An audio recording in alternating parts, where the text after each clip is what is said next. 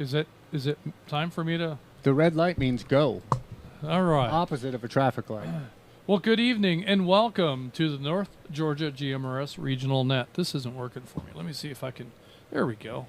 That's better. We are live from Studio Vanguard. And we are linked in with the following repeaters. Noonan, Flagship, Toccoa, Columbus, McDonough, Jersey, Lula, Rome, Watkinsville, Zebulon, Dallas, Salicoa Ridge, Ocala, Florida, White Oak Mountain, Mount Roosevelt, Lookout Mountain, Cades Cove, Fort Mountain, Chattanooga, Ottawa, Georgetown, and of course our VoIP service, Zello. Tonight, our RF coverage encompasses approximately 26,240,000 acres. This net takes place every Thursday evening at 7:30 p.m. I'd like to thank everyone who has made the North Georgia GMRS the most expansive and active GMRS network in the country. Did you know that we are less than 24 members away from setting our all-time membership record? All-time record. So what is that number? So we are currently at 1,016. Ah. And our record is 1,037. So we're 21 away. Yep. And we will very soon, maybe, I mean, if you all go out there and do enough recruiting, maybe next week, we'll set that record. That'd be cool. So soon, each net will have a record number of North Georgia GMRS members. Let's break. Sorry about that. Your net control tonight is Atlanta 946, WQYR 514. My name is Justin. And WRWM 344, Blue Ridge 63. My name is Mike. And Atlanta 750, WRMR 367. My name is Jeff.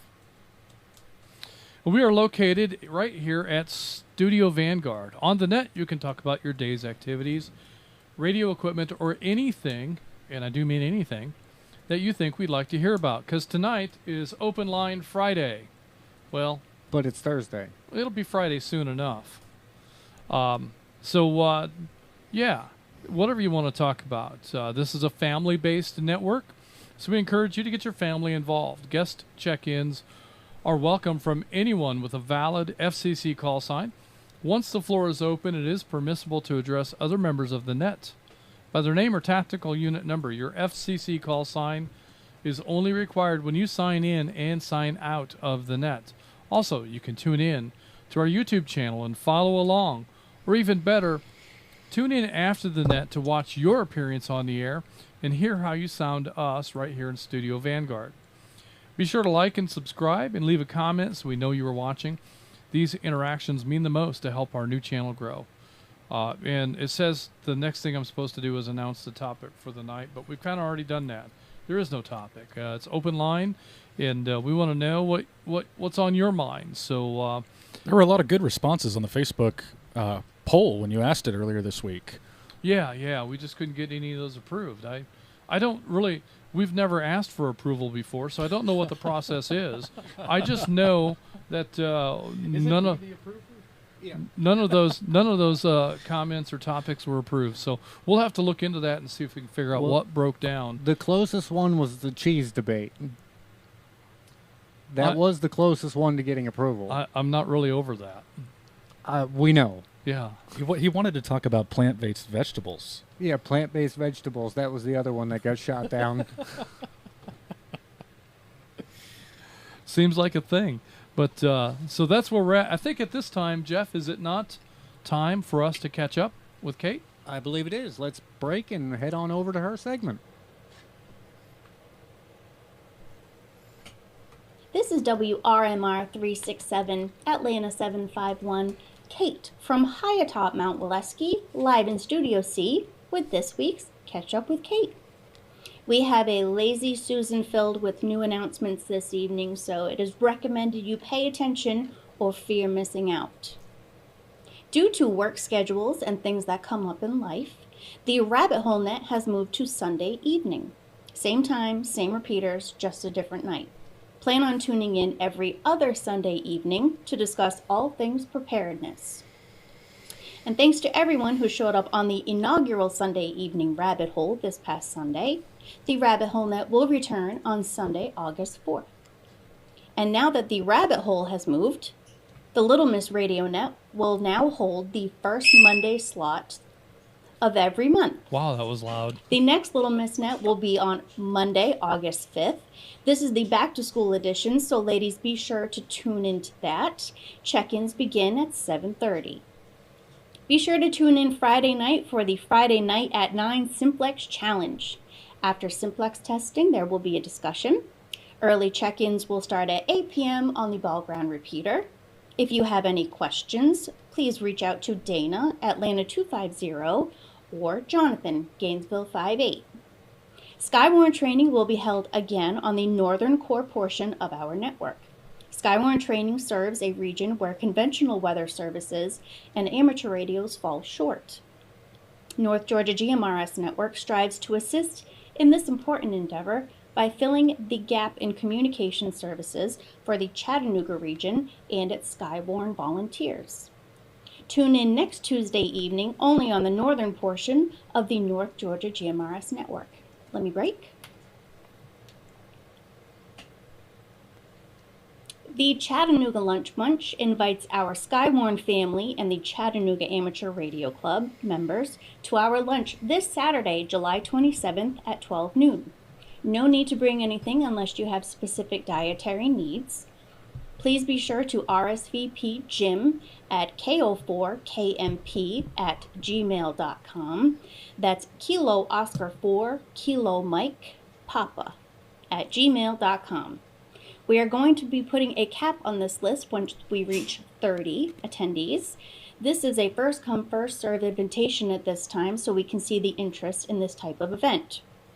Again, Chattanooga 110, Jim, has graciously opened this up for us as members of NGGMRS, and we need to know who would like to attend. Please be sure to only put RSVP in the subject line when emailing Jim. The Westside Lunch, which takes place every second Saturday of the month, will be August 10th, 11 a.m. at where else but Taco Mac. Taco Mac is in Marietta, 2650 Dallas Highway, Suite 110. The Northeast Bunch will hold their monthly luncheon next Wednesday, July 31st, at Rooster's Cafe, 89 Long Branch Road in Dahlonega at 11 a.m. For additional information, please contact Bobby, Atlanta 403, or Joe, Gainesville 44. In other news, there will be a workshop with instruction and hands-on training, an opportunity to create your own Meshtastic node. Please visit w4am.net. That's whiskey for alpha mike.net to register to register for this event held on September 21st at 10 a.m. at the Hickson, Tennessee, Berkshire Hathaway offices. There is a limit of 25 attendees for this workshop, so be sure to register soon. Let me break. Also at the same location on August 24th, a workshop will be held for Amateur Radio Emergency Data Network, known as ARDN. AREDN, a networking protocol that does require an amateur license, but offers greater bandwidth and some cool features for networking devices wirelessly and at some distance. Again, this is also limited to 25 attendees, so please visit w4am.net. And again, that's whiskey for alpha mike.net to register for this hands-on training event. North Georgia GMRS Network would like to thank the CARC, the Chattanooga Amateur Radio Club, for hosting these events, these type of workshops, and who doesn't love an opportunity for hands-on learning? More information about these events and other events the CARC engages in can be found at w4am.net. Be sure to use net, because if you use .com, it's not going to work. And let's not forget about Jeep Fest. There are still some opportunities for both Jeep operators on trails and people to help us out at informational booths that we need volunteers for. So if you're available, if you're interested, email jeepfest@nggmrs.org. Okay. That is all we could jam in the Lazy Susan this week, folks. If you have any questions, suggestions, or spicy announcements for us to catch up on, send me a note at kate@nggmrs.org. And please try to have them in Tuesday by noon so we can assure that we have time to get them up and on the air in time for Thursday night's net. We are North Georgia GMRS Network. This is WRMR 367, Atlanta 751. My name is Kate, and now back to Net Control. All right, thank you for that, Kate. And there was one more thing to jam into the Lazy Susan, and that is the Youth Net will be resuming. Do we have a date on that? That's going to be August 10th, I believe. August 10th, which would be the second Saturday in August. So the second Saturday in August will be the resumption of the Youth Net, and I don't know for sure, but I bet the topic is going to be something related to back to school. So get your kids, get your grandkids, make plans to be around the radio Saturday evening, the second Saturday of August. I believe that is August 10, and let's have a great turnout for the return of the North Georgia GMRS regional. It's not regional; it's just the Youth Net. So looking forward to that. All right. Did I miss anything, Jeff? Do we have any other announcements that we need to make? I think we got all the announcements now. All right. So are we still YouTubing? Did you get cloud striked? Not yet. All right. All right then. Well, that's great news. With that, I believe it's time for Julie's tips. This is WQIR 514 Atlanta 947. My name is Julie with this week's new user tips and operating procedure segment. This week we'll talk about the importance of getting our youth involved. Now is the time to teach them the skills necessary to become a successful radio operator. Many skills that we lack as adults, such as how to pause momentarily after hitting the push to talk button before talking so as to allow for the repeaters to link up, or on-air etiquette, such as to pause momentarily before hitting the push to talk button and listen to see if there's a conversation already at play. I can't think of a better platform than GMRS to get them started. North Georgia GMRS encourages family involvement, so much so that we have a regularly scheduled Youth Net on the second Saturday of every month at 7 p.m. Our children thrive to be involved in whatever we're doing. This is the time to share our love and passion for the radio hobby. What a cool way to be able to spend time with them and teach them valuable skills. These skills will go a long way for emergency preparedness in case a natural disaster takes place or even a family emergency. Get your kids out in the yard and have them practice drills on Simplex. And get your kids involved in the Youth Net. This will get everyone comfortable talking on the mic and teach our children how to properly hold the button down while talking so not to have part of their transmission get lost. Let me break. Unlike amateur radio, GMRS is very family friendly in that you don't have to pass an exam in order to speak on the radio. Your GMRS license covers the entire family, so please take advantage of that and get your kids on the air. By encouraging your children to talk on the radio and fostering a love for the hobby, we are growing the next generation of radio hobby enthusiasts.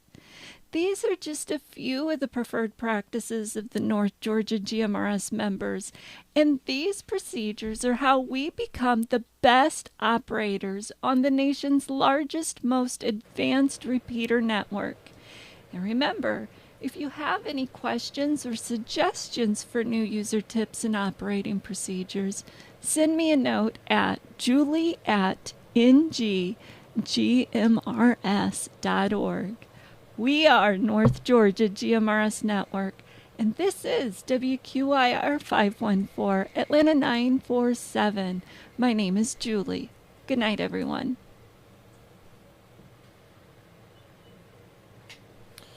All right. Well, good night, Julie, and thank you for that episode of Julie's Tips. And I think this is a great opportunity to get our children and our grandchildren comfortable and used to operating a radio. And I think the benefits to that are well beyond what is immediately obvious.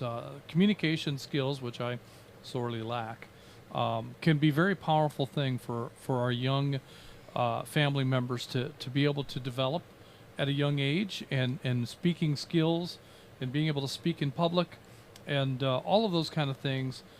I think radio kind of lends toward enhancing and developing some of those capabilities. So this is a great opportunity beyond just a chance to share an interest that we all love, which is radio, with our children and grandchildren, but it's also a great opportunity for the kids to be more exposed to a quality radio environment, something that's not available in other venues. So there we go. I think at this time, are we going to continue with check-ins, or do you think we have enough? Let's take some more. All right. Jeff said we had enough, but I'm That's because he wants to go take a nap. I'm going to go with let's take some more. So let's start off once again with Zello check-ins. Really, I sincerely appreciate the fact that when we've called for Zello check-ins, we're only getting Zello check-ins. I want to say thanks. I recognize that you're doing your part to help that process along. So thank you for that, and let's continue that tonight. And at this point, we're going to take Zello check-ins only, please. Net Control, standing by.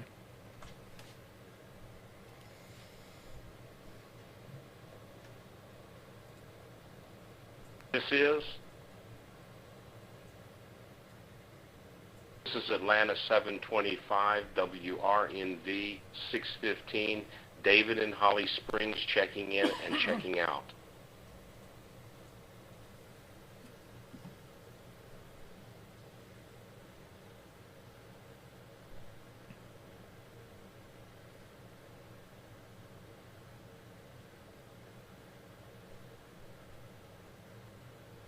This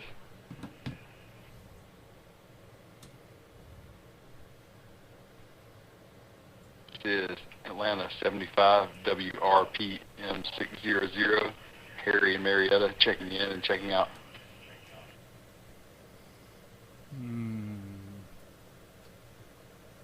Here we go.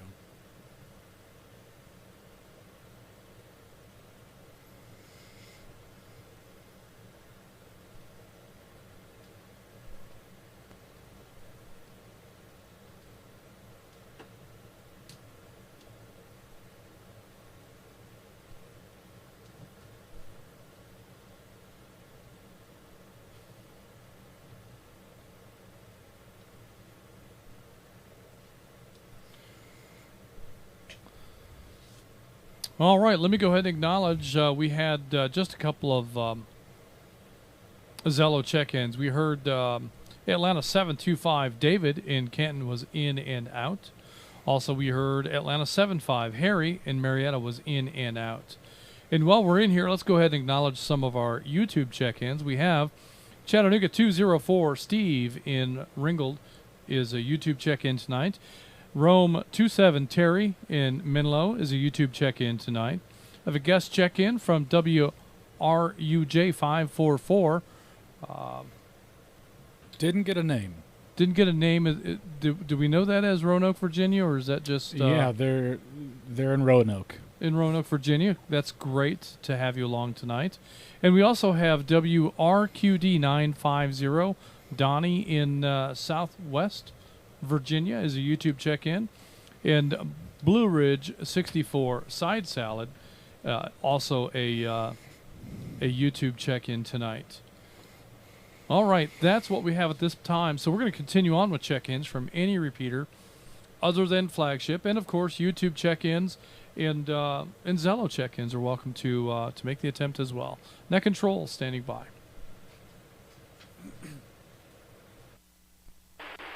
This is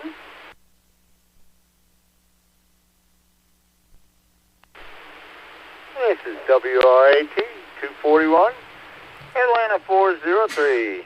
Bobby over at the Vortex in Cleveland. Checking in and out. This is WRY 756, CW33, Tom in Bogart, Georgia. Checking in, checking out, but I'll be monitoring.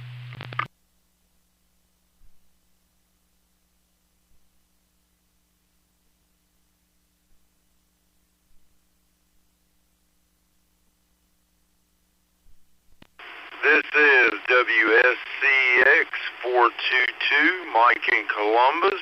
As a guest, we'll be checking in, checking out, but monitoring.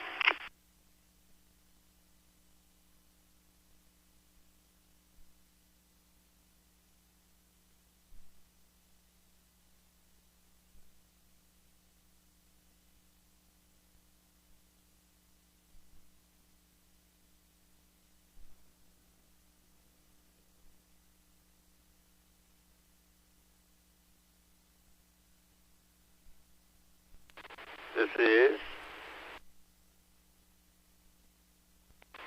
WRQB 762, Gainesville 44, Joe in Cleveland, Georgia, checking in and out.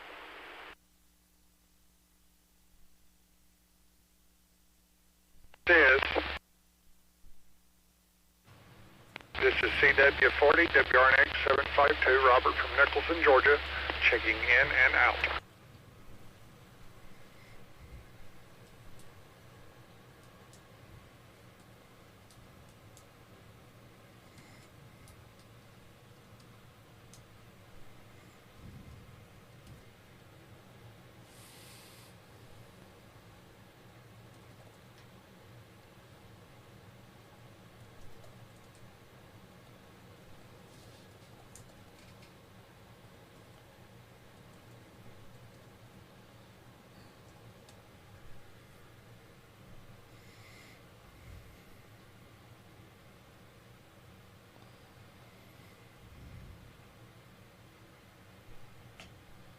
All right, let me go ahead and acknowledge this round of check-ins. We heard Atlanta 403.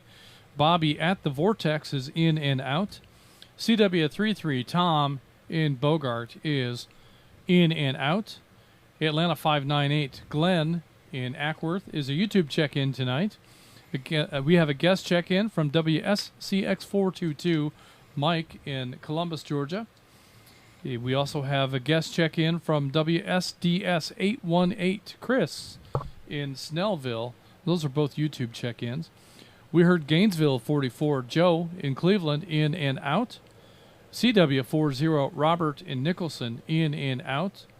We have Gainesville 58 Jonathan is a YouTube check-in this evening, as well as Atlanta 263 Rogers, also a YouTube check-in tonight. Those are the check-ins we have at this time. We'll continue with any repeater anywhere, including the Flagship machine. And any way that you can find to make your check-in tonight, Net Control standing by. This is WRYJ 838, Roosevelt 11, Bob in Kingston, Tennessee. I will be in and out. You're going to get your wish for a short net tonight. Don't speak too soon. Oh, yeah. It's all these in and outs. Nobody wants to talk about their open line Friday. URMA 965, Atlanta 964, Richard in Duluth. This is Atlanta 240, WRVS 777, Patrick from Johns Creek, checking in and out. Have a great night, you guys.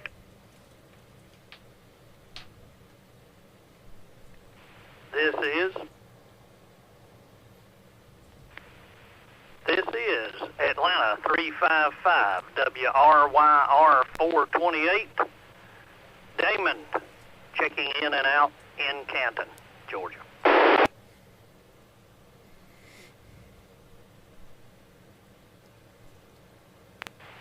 This is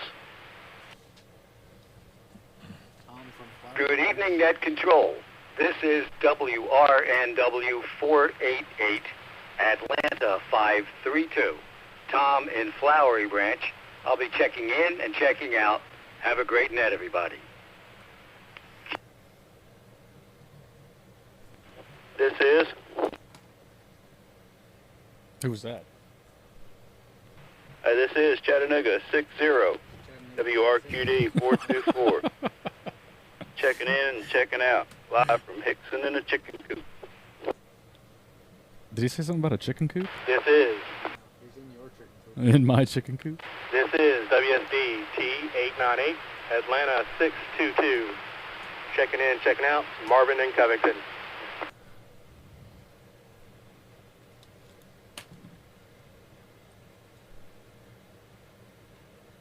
This is WTRTQ410, Atlanta 823. Frank and Marietta, checking in and checking out.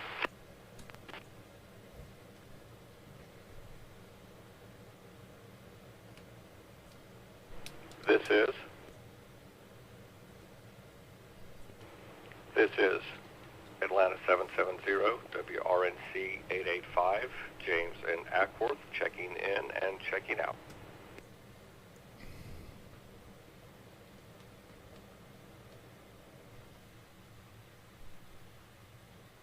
This is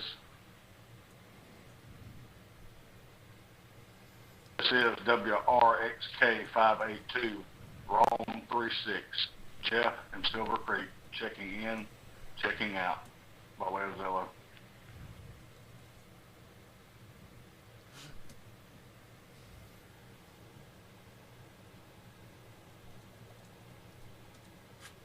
I think he wanted to be called Jeff, if I heard him correctly. You're right.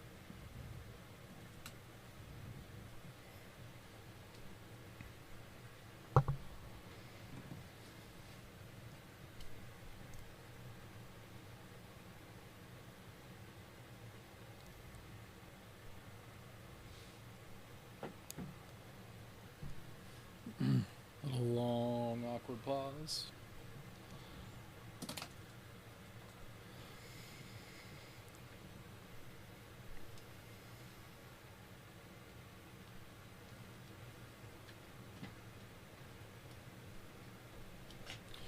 All right, we're going to go ahead and close the check-ins right there and acknowledge what we have. We have Roosevelt 11, Bob in Kingston is in and out tonight.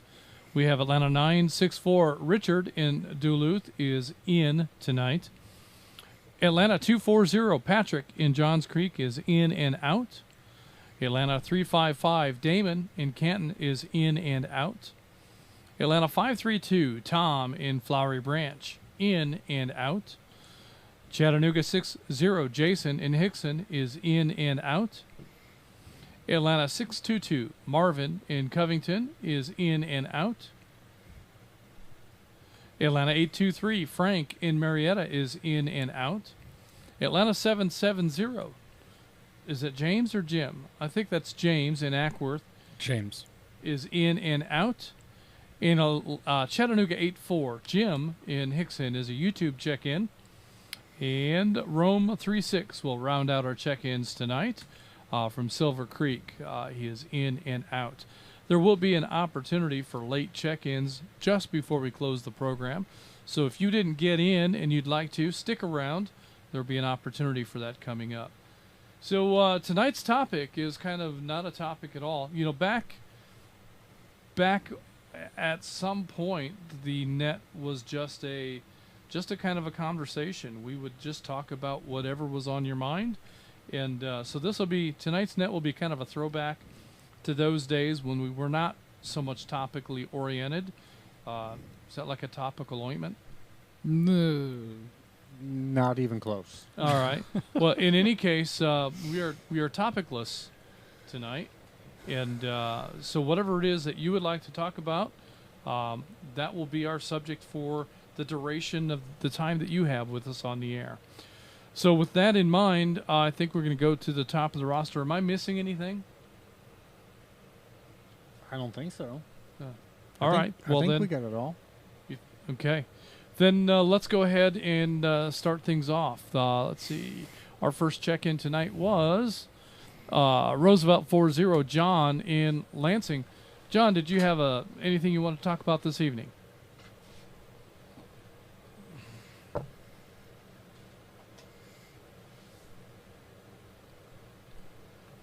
Apparently not.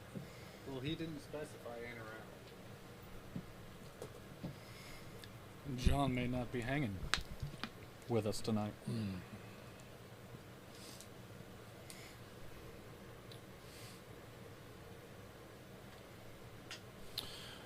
All right, then. We're going to go ahead and show Roosevelt 40 John in Lansing as in and out and continue on.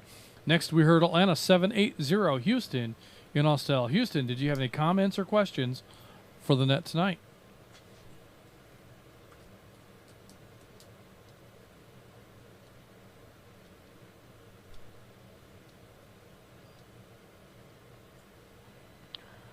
Atlanta 780. No, sir, not really. I had no idea what the topic was, and since it was nothing, I have nothing.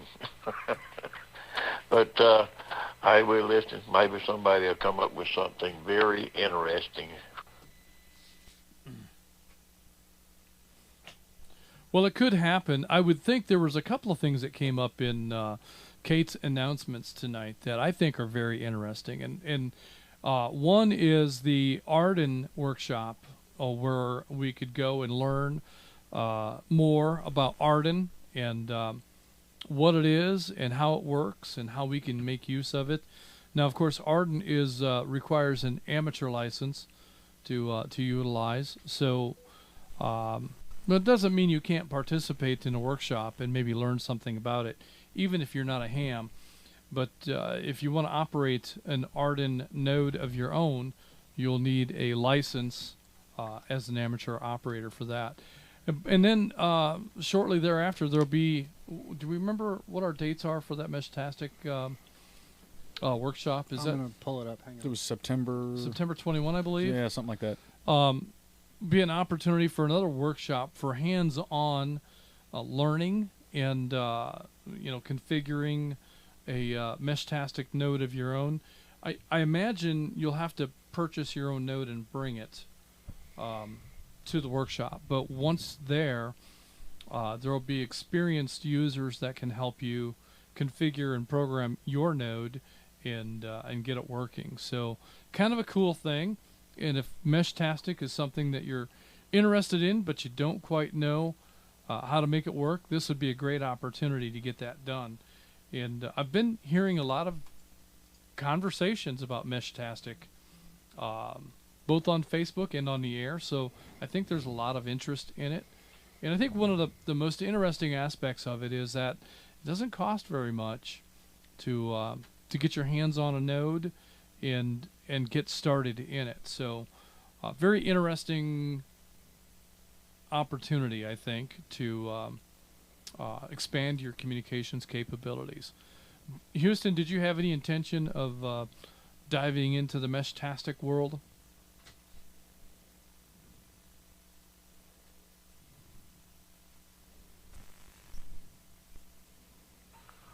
Well, yes, sir, to be honest, I already have 3 of the Meshtastic modes, and got 2 of them working.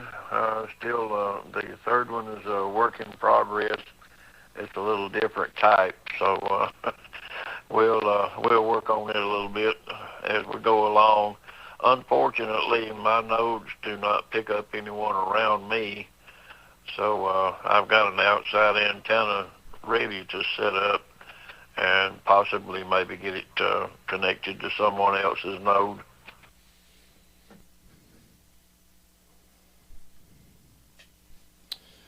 So it's my understanding that you can also, I'm going to say, tether the node to your phone, and in the networked portion of Meshtastic, you can pick up other nodes that way. I don't know. I mean, that kind of bypasses some of the magic of being able to operate without that infrastructure support.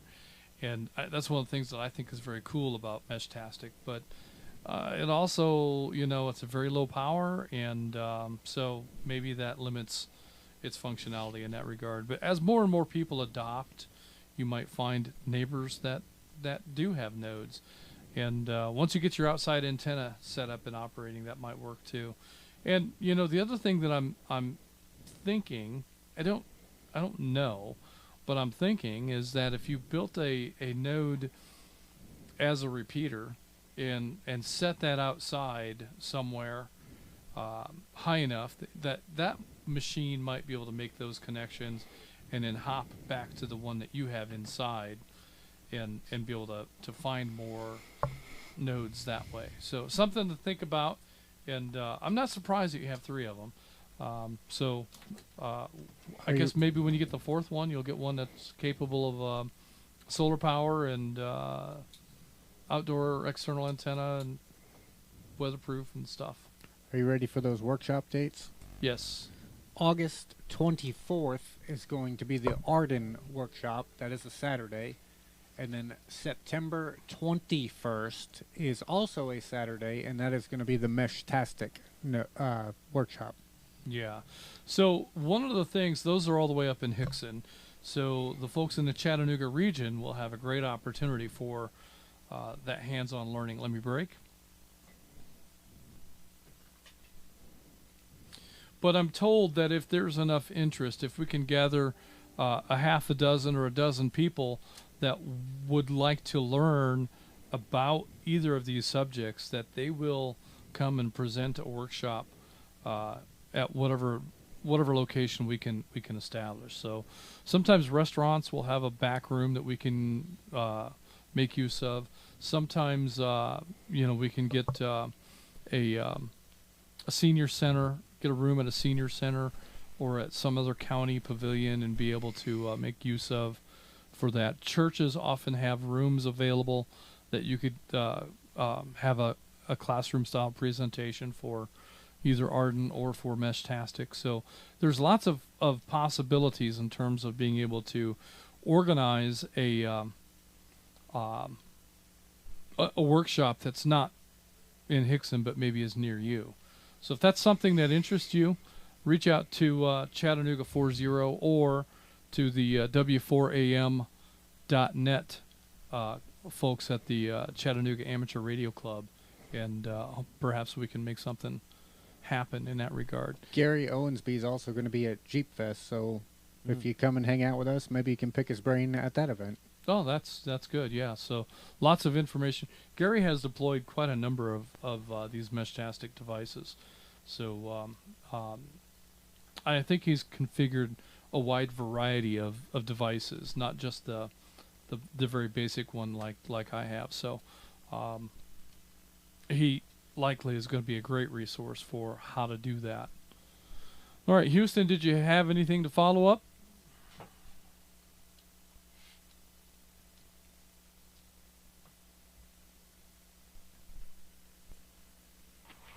No, sir. No, sir. I don't think so.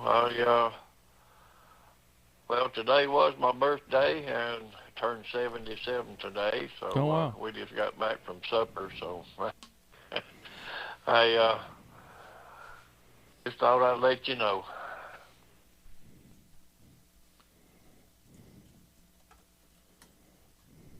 Are you guys ready? Happy birthday. Never. We can't do that. Yeah. No music on the air. You call that music? I thought we'd get away with it because we might have gotten away with it. It wasn't music. Well, happy birthday! Happy birthday, Houston! And glad that you made another lap around the sun. And I know that we're all looking forward to many more. So good stuff. Glad. Thanks for letting us know, and I hope you had a great birthday today. All right, with that, Mike, you want to pick up this next round? We've got a string of in and outs. Next, we heard Atlanta 519, Gary in Marietta, in and out. Gainesville 417, William in Auburn, we have you in and out. Ocala 38, John from Gainesville, but on the Watkinsville machine is in and out. Next, we heard Atlanta 810, John in Dawsonville, as well as Atlanta 811, Victoria in Dawsonville. And to round it out, Atlanta 810.5, Little John, also in Dawsonville. John said something about he's going to be listening, and maybe he'd jump in later. Should we call out to him? Well, let's see if John's got any availability. John, are you there? Might need to wait till the kids are in bed. Call on them later. Okay.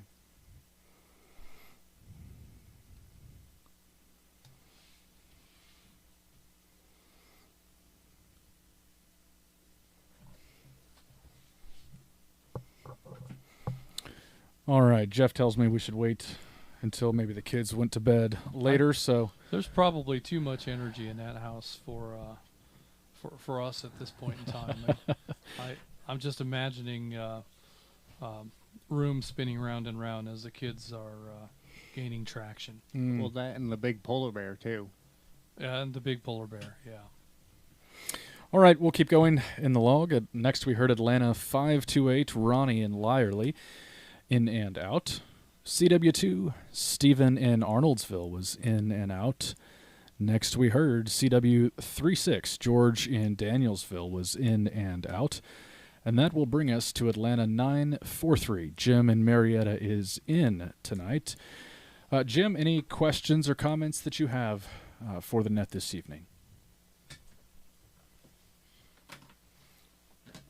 I'm dying. Well, good evening, everybody. Thank you for hosting this open mic night. I do want to first thank one of our members from Blue Ridge, 549, Uncle Mike. He helped me early in June, or actually late in June.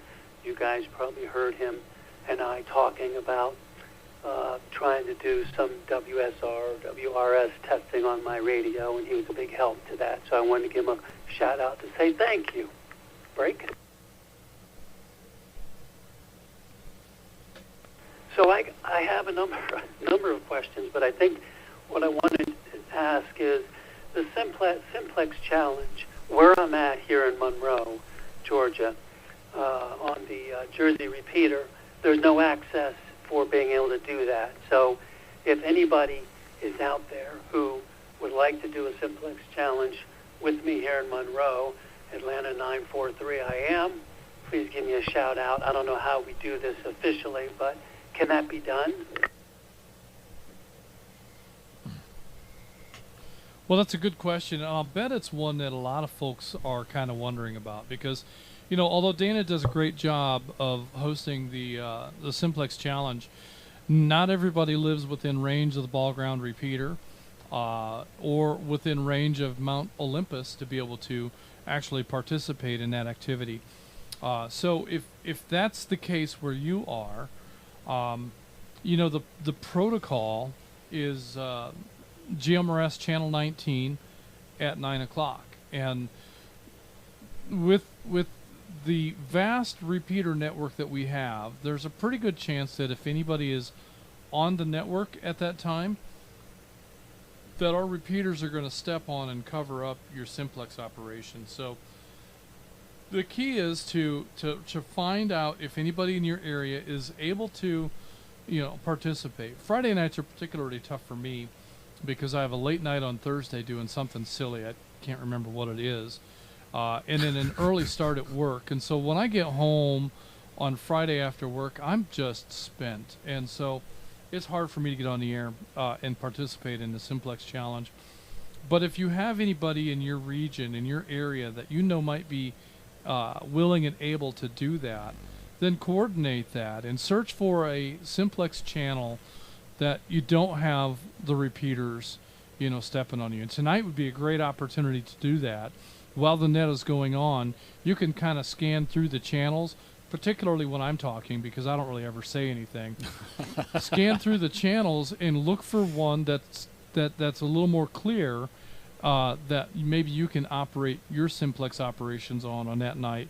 And then, and when you're on the air during the week, perhaps you can indicate that you're going to be monitoring simplex on channel whatever that might be on Friday night if anybody is in your area. Did he say Jersey? He's on the Jersey. He's in Monroe. He's in Monroe. So if anybody in Monroe is able to make that challenge on Friday nights, then do so on whatever on whatever simplex frequency you found to be most clear. And in that way, hopefully you can put something together in your region. I think it's a really valuable exercise. Let me break. So, so many times we hear that people found an interest in GMRS radio because they wanted an alternative communications tool in case the cell network went down. Not like that would ever happen. There would never be, a data problem or a network problem that would take down communications or knock our computers down, right, Jeff? Cloud strike, that could never come to be. And I'll tell you, after hearing some of the experts talk about how that cloud strike issue came about, man, we are lucky that's not a more common thing, because our systems are so vulnerable to really dumb mistakes. And that was a really dumb mistake that caused the cloud strike problem. And it affected a lot of machines. So alternative communications is really what brought a lot of us to GMRS radio. And the Friday Night Simplex Challenge is, I think, one of the most important exercises in terms of being able to know who you can communicate with if the network is down, if the repeaters are down, if the grid is down, and stuff has gone bad. This is the important stuff that we do in radio. It's fun to talk on the repeaters, but simplex is where the treasure is. If we ever have a problem that knocks out our infrastructure. So great question. I'm glad you brought that up, and I hope that makes sense, and you're able to put something together in your area. And this is true for anybody in any area other than Monroe. Anybody. Well, if I may add something. No, you can't. Okay. I'm just kidding. You fell for that? Well, I was just going to let it go. During the course of the nets, we post the log regularly on the YouTube channel. So if you see somebody that's in your generalized area, switch to the input frequency of that repeater. Because if you can hear them on the input on their trip to the repeater, chances are good they're within simplex range of you. What is the input frequency of a repeater? So our radios transmit on 467 dot blah blah blah depending on the repeater. That is the input of the repeater, because that's what the repeater is listening on. So if I listen on 467.675, I can hear other people? Chances are good. When they are transmitting to flagship, you would hear their trip to flagship if they're in your general location. Oh, very cool. Very cool. That can give you a head start in terms of who you might be able to contact in simplex. So that's a great tip. Yeah. And one we often don't think about in terms of being able to identify transmissions. Listening on the input frequency allows us to narrow that down pretty effectively.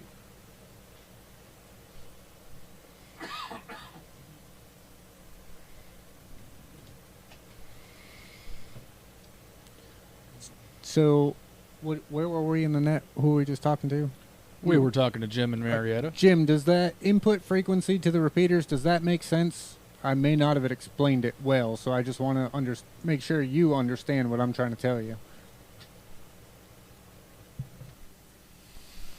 Yes, I understand what you're saying, and I will definitely try that So thanks for that, and thanks for all the input on the Simplex Challenge stuff. I will definitely look and see who is out there. The other thing I wanted to ask quickly is the Meshtastic, or however it's called, the node stuff. Is there a particular website or place where people can go to get these devices that you recommend?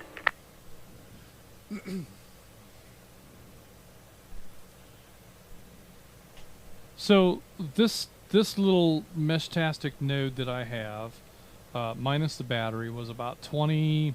We'll call it $25 on Amazon. And then the battery, I bought a 4-pack of these batteries for $20.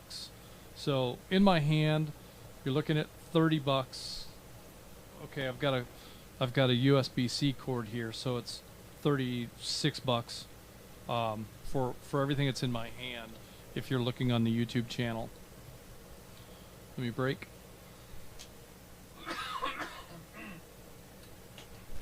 So that's one source, an inexpensive source to get your hands on and get started in Meshtastic. As far as a source for information and where to go to download your files and stuff, is it meshtastic.org? .org. So if you just Google that, that's a great place to start. Once you get digging into that, there's drivers that you can download and install on your machine. There's firmware that you'll have to download and replace the firmware that's in the device that comes with your Meshtastic kit. These devices are meant for a different purpose and application, but the Meshtastic software will kind of focus it on what the Meshtastic stuff does. So you install that firmware, and you install an app on your phone, and off you go. So if those things don't make sense to you and you're struggling with getting it configured, lots of folks on the network have successfully deployed Meshtastic nodes, and I'm sure would be anxious and willing to help you set up yours. Well, I think the other thing, and I heard some radio traffic with Dana on the way here, as a matter of fact. One thing to keep in mind with Dana's on the way here? No, I heard him on the radio when I was on the way here. When you were on the way here. I was excited for a minute. I thought Dana was coming. Is it my turn? Go ahead. I'm not promising I won't interrupt you again, but you're good for the next 10 seconds. The Meshtastic stuff is open source programming. So getting specific information and documentation and how-tos and those kinds of things doesn't exist. It's still very much so in an experimental type phase. So you get a brief, broad overview on meshtastic.org, and the rest you kind of fumble through and figure out as you go is basically the best way I can explain it. Yeah, no documentation really to speak of, no standards, it's open source. That really means that anybody that wants to write software for Meshtastic can. So there may be 10 different versions of firmware that you can download and install on any given device. There's also a wide range of actual devices, a lot of them with different capabilities. So this particular one, this one comes with a terrible antenna. So 2 of these devices, less than 10 feet apart, show a radio signal level of, what was it? 80%? 80. 80. They're less than 10 feet apart, and they have 20% signal loss. That's a horrible antenna. And yet there's actually 3 different radios in this device. There's the 900 megahertz radio for the Meshtastic communications.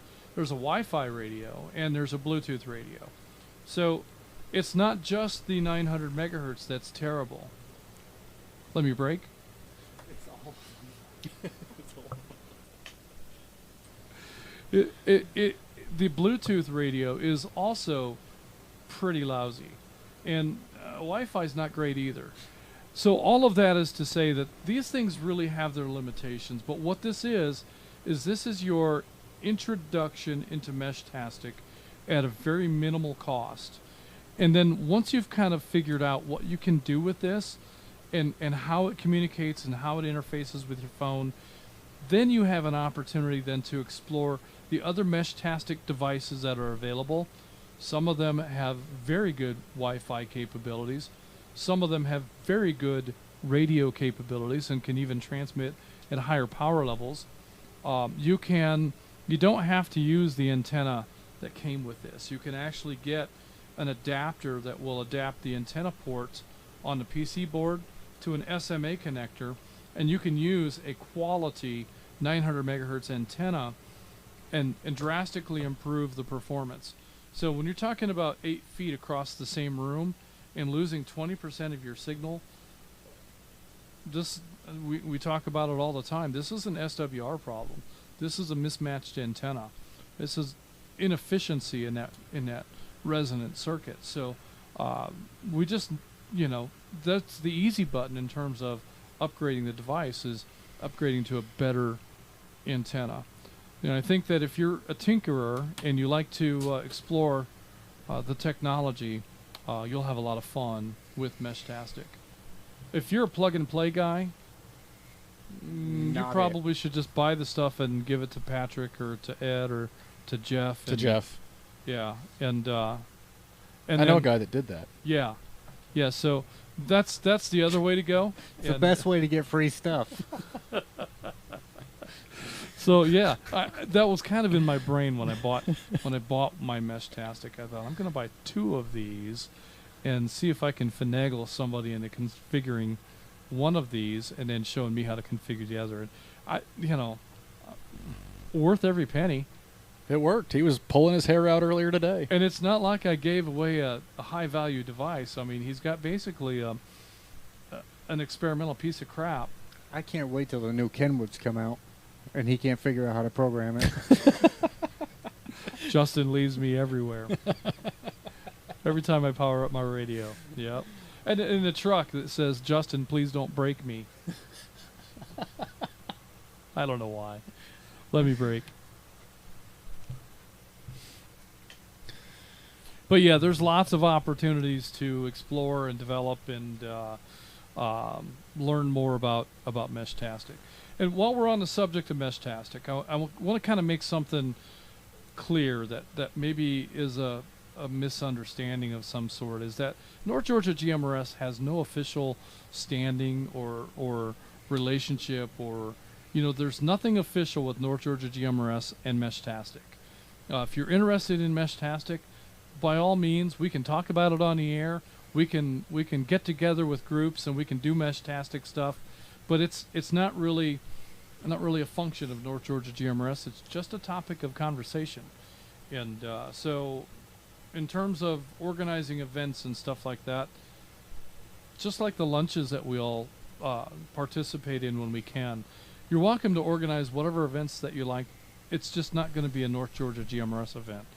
It may be a bunch of North Georgia GMRS people, and that's cool, but it's just not something that we as an organization want to have any official connection to, because it's open source, and it could go either way. It could become a really cool thing. It could become a disaster. So I think the potential is there for it to be a very cool communications tool, but I don't know. They could CloudStrike it and make it worthless. So we'll just have to see how it all plays out. Lots of folks that know and understand the Meshtastic protocols and the hardware and can help you figure it out. So just reach out on radio, and I'm sure that you'll be able to connect with someone who can help you get up in the game. But yeah, Amazon is where I bought my devices. As soon as I bought these devices, I found them from the heltech.org webpage for just a little bit cheaper. So you might Google that. But I promise you, no matter where you buy it from, a few minutes later you'll find it a little bit cheaper. But cheaper by a couple of bucks. So it's not like it's, a big waste of money if you buy from Amazon. So, any other questions, Jim? No, you guys did great. Thank you for all your your answers, and for a minute there I thought you were advertising a mesh-tested device on YouTube, but I guess I was mistaken. Thanks, guys. Was advertising what? It's mesh craftic. Oh, crap. What a mesh. What a mesh. Yeah. This whole net is a mesh. It's a mesh. Who's next? You want me to go? Yeah. All right, Jim. Well, thanks for checking in and for hanging out with us tonight, and appreciate your questions. Oh, I don't know. What did you do? Push the camera that wasn't on. I'm waiting for him to put something on the screen so I can get out of my chair, but I'm captive here. All right. I'll run with it so you can get up. Next in the log, we had Atlanta 419, Jason incoming. Jason, during your check-in, we didn't catch if you were in and out, so we have you as in, and we'll check in and see if you're still with us. Did you have any questions or comments for the net tonight?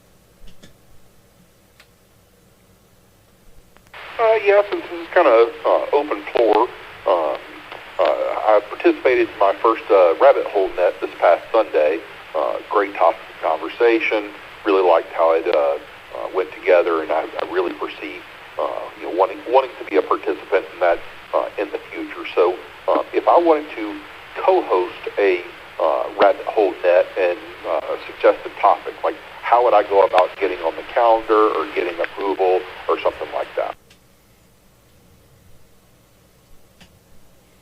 Oh, yes. Great question, and it's a great net, one of the popular ones. If you want to get involved or suggest a topic, you can reach out on the radio to Dallas 20 David Lummis. You might find him on the Facebook page as well. But David and Lisa... They do have an email address, too. Oh, they do? rabbithole@NGGMRS.org. There you go. You can shoot him an email. You can reach out to David on the radio, catch him on Facebook, and offer up the topic and ideas that you might have. Sounds great. That's about all I had to add for this evening. Thank you guys for hosting these week in and week out. I've only been new to this hobby for a couple months now, but the friendships and just the amount of knowledge I've picked up in such a short period of time, I really enjoyed it. So I just want to express my gratitude. This is Atlanta 419, WRDX 441. I will be clear. All right, Jason. Love to hear it. And your experience is pretty consistent with mine and a lot of other people. I feel like the network's been very welcoming and helpful to new users and seasoned users alike. So thanks for checking in and hanging out with us tonight, and hope to hear from you again. Next in the log, we had Atlanta 589. Don in Kennesaw was in and out. Noonan 345. Tim in Sonoya was in and out. We had McDonough 30. William in Hampton, Georgia, in and out. And Atlanta 130. Tom in Ackworth was in and out. Next, we had a guest check-in from WSCD 600 DJ from Oregon, it says. You're the logger. Don't look at me. I didn't write that. That must have been 946. Anyway, DJ, if you're still with us, love to hear from you. Any questions, comments that you have for the net tonight?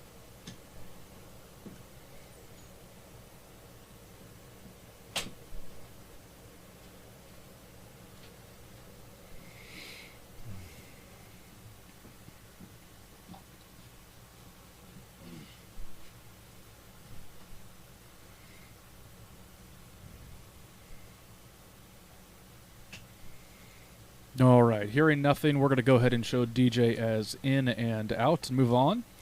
Next, we had Atlanta 261. Scott in Holly Springs was in and out.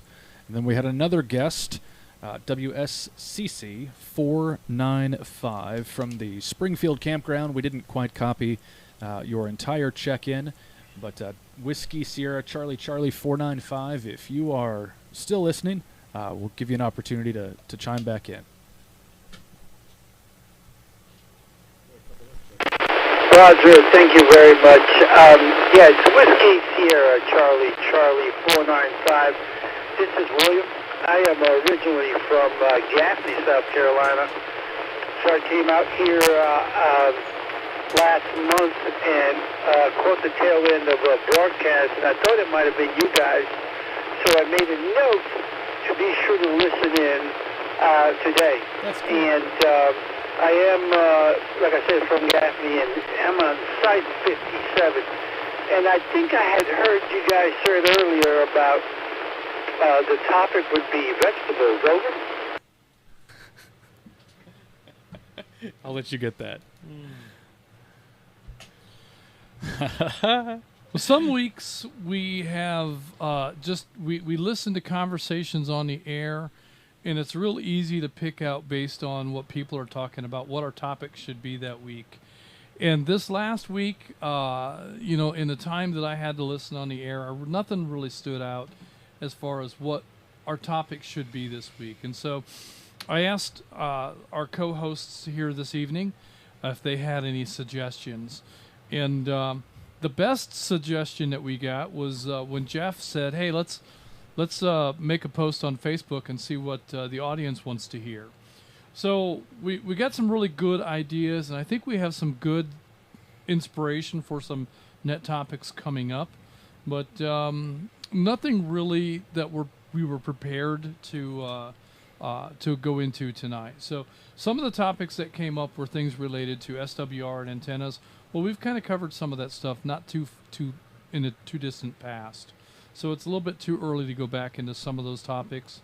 Another question that came up was what is a good radio, other than the basic entry level, the inexpensive radiodities and the Baofangs and the Woshans and some of those entry level radios. What's the next radio to get?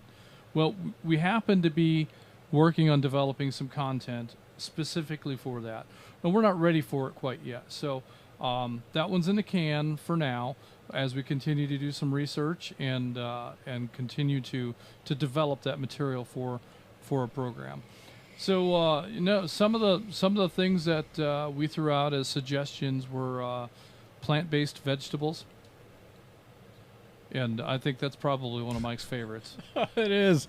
I'd always need more vegetables for the salad. And right, and animal-based meats.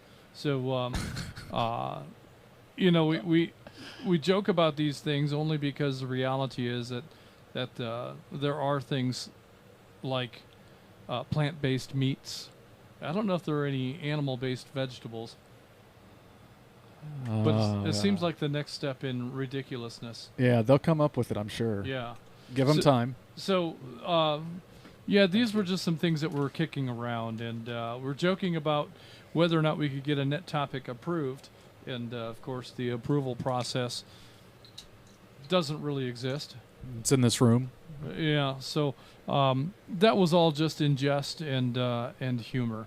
But we did get some great suggestions out of that post, and we'll absolutely be reviewing that post and pulling out and making a list of topics to come up with for the next several weeks. This week, we just didn't really have a strong sense of anything that came from that we were ready to prepare. So I kind of felt like this would be a great opportunity for an open line Friday, sort of a net. We used to do that regularly. That was the mode of operation. We haven't done that for a long time, so it seems like a great thing to get back to. Let me break.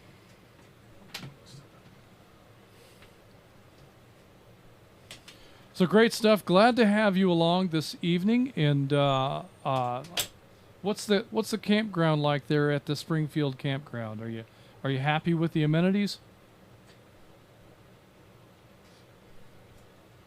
Oh yeah, man. It's all good here. Now the lake levels are low. It's last time I was here, it's down about 10 feet. And so I had spoken with the volunteers up front, and they indicated that there was a drought in June, so a lot of the water was needed downriver for the Savannah River plant and some other things. So but the water is nice and fresh. It's not as hot as it was back in June. And one of the things that you were talking about radios, I'm new to the hobby. Of course, you probably looked me up. GMRS was my first license, and then I did get a ham license. So I went ahead and bought the Bang, and then I bought the Radiodity, and bought me a Quashang here, and I got me a TYT 9800 TX model, and it's a dual radio kind. I can listen to one side and broadcast on the other, so I really enjoy that. And I was able to put an antenna up on my house, and here at the campground, I got me a diamond antenna. I got it up about 25 feet, so that's why I'm able to hit into this repeater over at Tacoma. Over.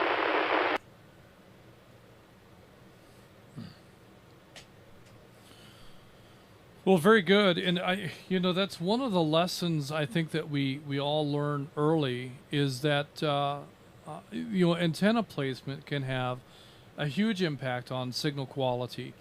And a quality antenna makes a big difference as well. So we often talk about what radio. But the reality is that the antenna is equally important in terms of being able to have an effective signal and being able to hear well. So investing in a quality antenna is always a good idea. I see folks that are spending money on Amazon buying antennas, and unfortunately, what I've found on Amazon is antennas that are listed imprecisely. So the sellers on Amazon are not necessarily radio shops, and they're not necessarily even radio enthusiasts. They just have a box full of these antennas. They don't really know what they're for, and so they say it's a GMRS antenna, but it might not be. A lot of times these are amateur radio antennas, and many times they're what we refer to as a dual band antenna. And so my opinion of a dual band antenna is that it's an antenna that performs poorly across two bands. A good antenna is going to resonate very efficiently at whatever frequency it's tuned for. The way that a dual band antenna works is that it will sometimes have a harmonic that resonates at a multiple of the original frequency, and that harmonic happens to fall within or near GMRS frequencies. Now, sometimes these antennas can be tuned and can perform reasonably well, but oftentimes your best bet is going to be for a GMRS specific antenna. And if you can do that, then you're in a position where your radio should perform very well, both in transmit and receive. And that's where most of us want to be. Now, in terms of dual band antennas and dual band radios, as an amateur license holder and a GMRS license holder, many of us are looking for ways that we can operate in both bands with a single radio. And in some cases you can, but those radios are always going to be a Part 90 commercial grade radio. If you have a Part 90 radio, that radio is legal to use in GMRS applications. That radio is specifically allowed by the FCC under its type certification. What is a Part 90 radio? Well, it's like a Part 89 radio with one more part. So it's like a Lego set? Well, no, not really. So Part 90 radios, we're talking about the FCC CFR, the codified federal regulations, and the Part 90 part of the rules for the FCC radios is for commercial radios, and in commercial radio, the only radios you're allowed to use are radios that have been type accepted by the FCC, and these are radios where the manufacturer has applied for acceptance And with that application comes some very specific specification requirements, and the manufacturer has to show that the radio has met those requirements through third-party independent testing. So that's a type-accepted radio. Now, there are type-accepted radios as Part 90 commercial radios and as Part 95 radios. And some folks believe that in GMRS you can only use a Part 95 radio. But that's not really what the rules say. The rules say that the radio has to be type accepted in a radio service for GMRS. Let me break.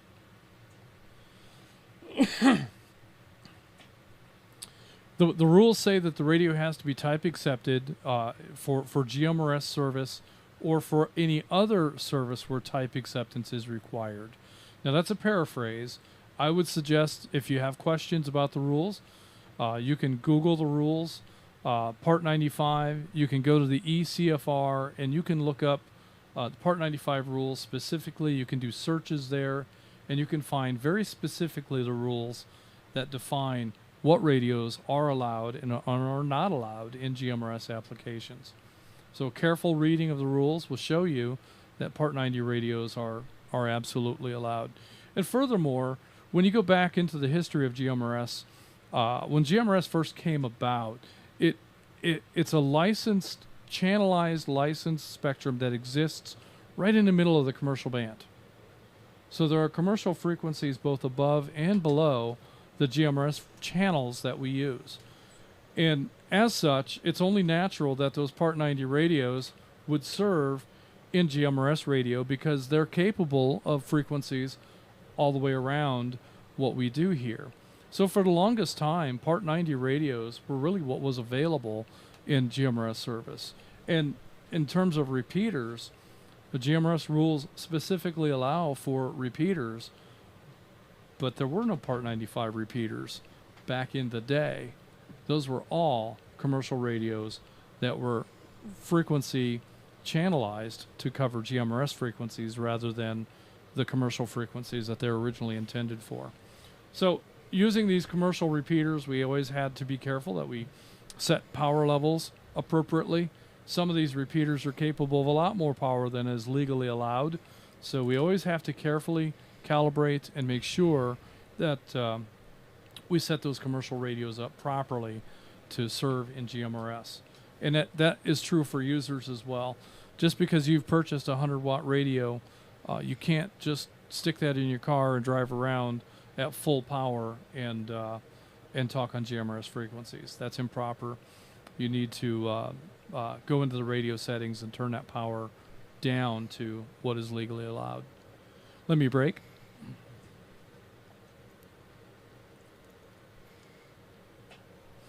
But there again, antennas are an important part of the radio system. In terms of budget, you probably should consider spending at least as much on the antenna as you did on the radio. In a lot of cases, that math plays out. Not always the case, especially when you're dealing with used equipment, but just kind of something to think about in terms of budgeting for your radio system. Did I go completely off base, or did I kind of partially answer your question?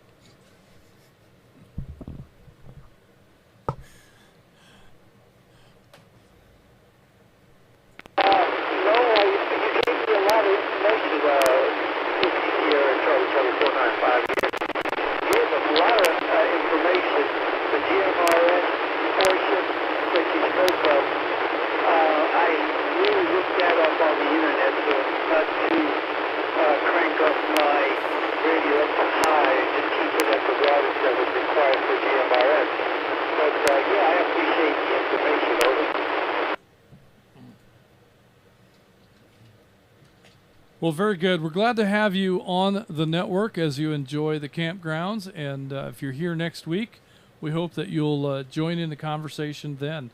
If you're interested in learning more about the group, we do have a Facebook page. You can just search for North Georgia GMRS Network on Facebook, and you should be able to pull up our page.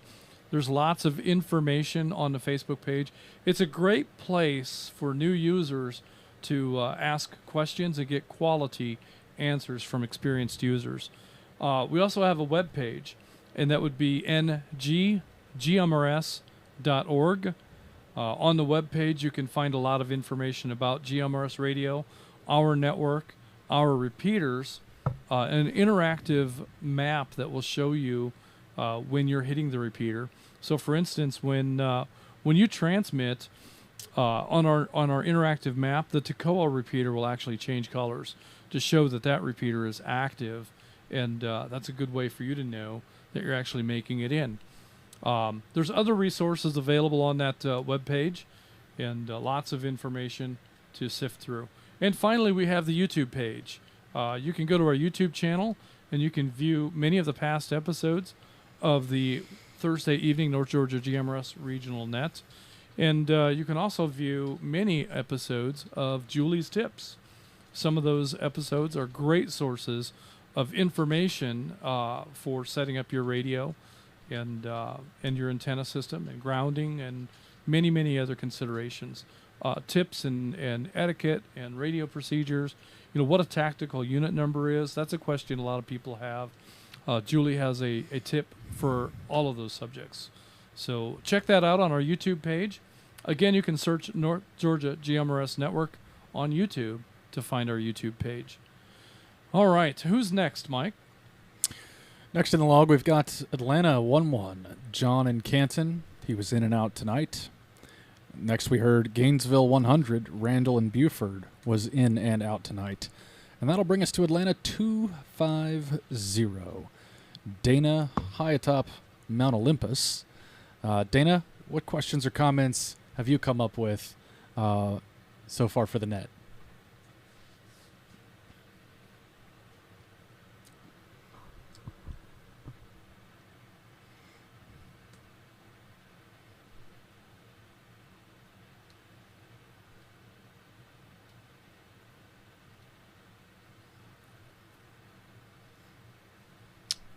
.250's in the YouTube stream, so he can't be that far away from his radio. Oh, well, you know, he's probably watching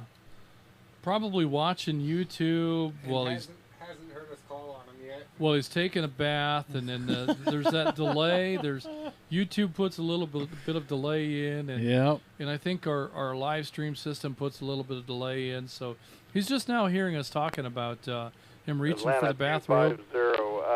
There he is. Justin, did you just call on me? We did call on you, Atlanta 250.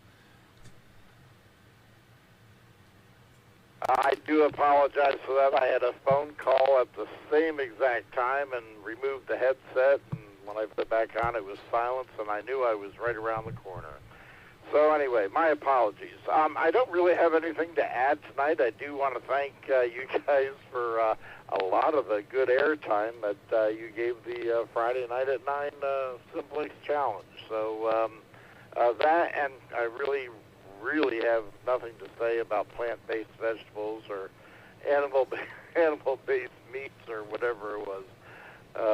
Definitely brought a smile to my face, though. So I'll turn it back over to you guys, and we'll go from there. Appreciate it. Well, wait a minute. Maybe Dana can shed some insight on the cheese debate. Well, no. Shredded or sliced? Oh, are we talking about dairy-based cheese? What other kind of cheese is there?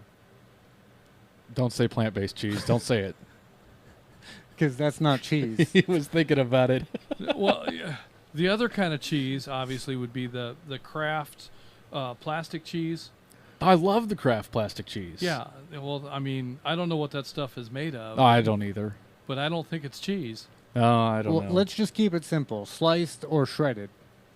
That was the debate on Facebook, so let's get Dana's insight on that. All right, Dana. Sliced or shredded?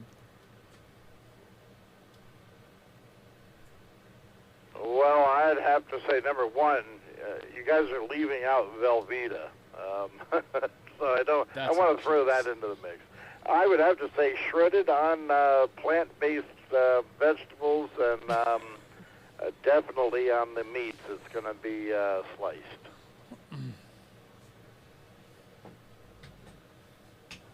Well, there you have it. Shredded. That's just incorrect. You can't do the sliced on the animal-based meat. You have to do shredded.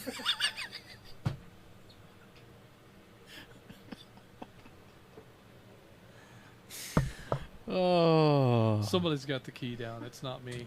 It was me.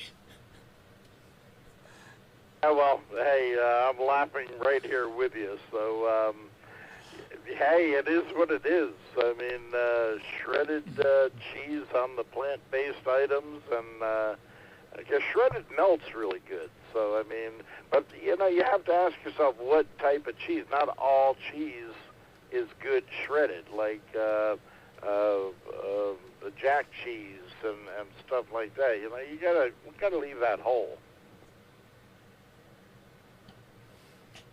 Well, I guess it's all in how you consume it.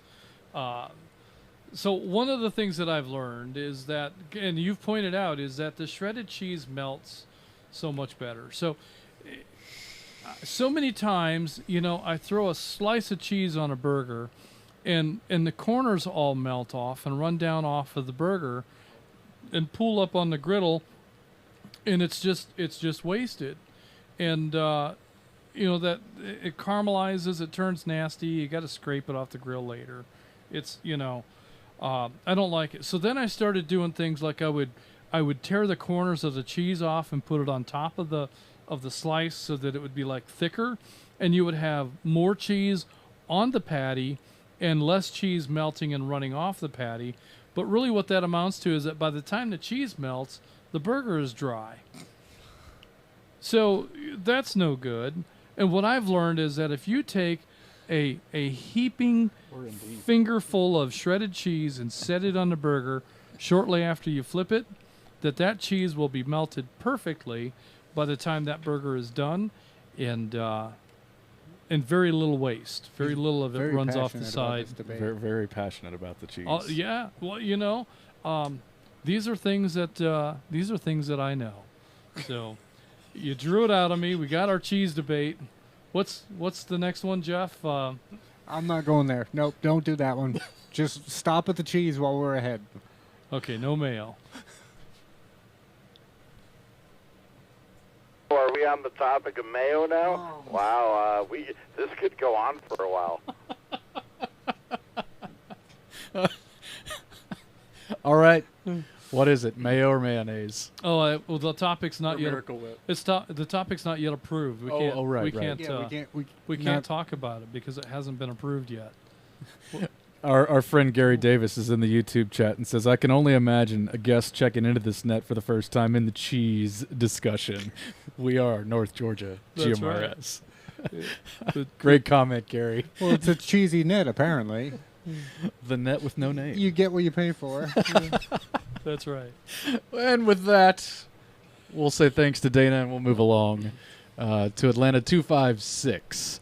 Chuck in Dawsonville is in with us tonight. Chuck, any thoughts to contribute on cheese, mayonnaise, pickles, or anything else for that matter?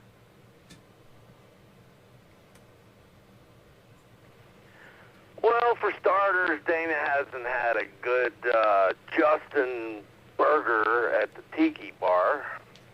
And, you know, you said sliced, or what about your free salad and blue cheese? It's got to be lumps. So, you know, you got some other options there. And, you know, yeah. So, unless you've had a Justin burger at the Tiki Bar, you'll see about the sliced cheese. So that's a good thing.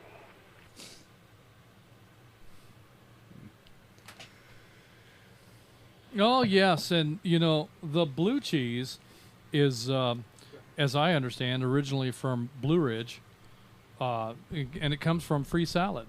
The Free Salad doesn't do blue cheese. I thought that was a place. Yeah, I don't know what I'm saying. Blue cheese? Yeah, isn't that where you live? I live in Salad Ridge. Oh. Oh, we have spiraled. We have. But thanks for the compliments on the burgers. It's something I've come to really enjoy, and I think the burgers tonight turned out very well. Jeff, was yours dry? No, mine was good, and Mike's probably wasn't either because he didn't show up an hour and a half late this week. Yeah, it was not a hockey puck this week. Yeah, timing was good. I wasn't late to work. So very good stuff. All right, well, thanks for that, Chuck. Did you have anything else for us this evening? Did you have any questions or concerns or anything on your heart that you just need to share with the family of North Georgia GMRS? You guys have been touching on it, but for all those new folks that start with the Baofangs and just start with a good Kenwood, I'm telling you, you go big, go home. If you're going to get one anyways, trust me. That's how I did it. I started off with all the low-end ones and said, nope, I'm going with the Kenwood. Got Gary to hook me up with this NX800, and it works great on the bass. So, yeah, Kenwoods you can't beat. But that'll be it for me tonight, and I got to go walk 256.1. I've got one more thing for Chuck. We should wish him a happy birthday and sing as well. This week was his birthday. Well, we can wish him happy birthday, but let's not do the singing thing again. Oh. We've already embarrassed ourselves there once. Oh, I see. I was just going to go all in. Yeah, I don't know. I mean, Jeff makes a point because that's not really music, so I don't think we would be in violation of FCC rules. That's right. But we are dancing kind of on the edge if we tried to sing that song. So, but we can wish Chuck a very happy birthday, and congratulations on successfully completing yet another lap around the sun. Another year older, wiser. Oh, I see. I stopped. You kept going. Oh well, I'm not going to let the truth get in the way of a good story. There it is. Happy birthday, Chuck. Happy birthday, Chuck. All right, with that, let's continue on. We've got Atlanta 454 Stephen in Lilburn is in and out, as well as Atlanta 453 Janine in Lilburn in and out. And that'll bring us to Atlanta 102 Jim incoming. Jim, did you have any questions or comments for the group tonight?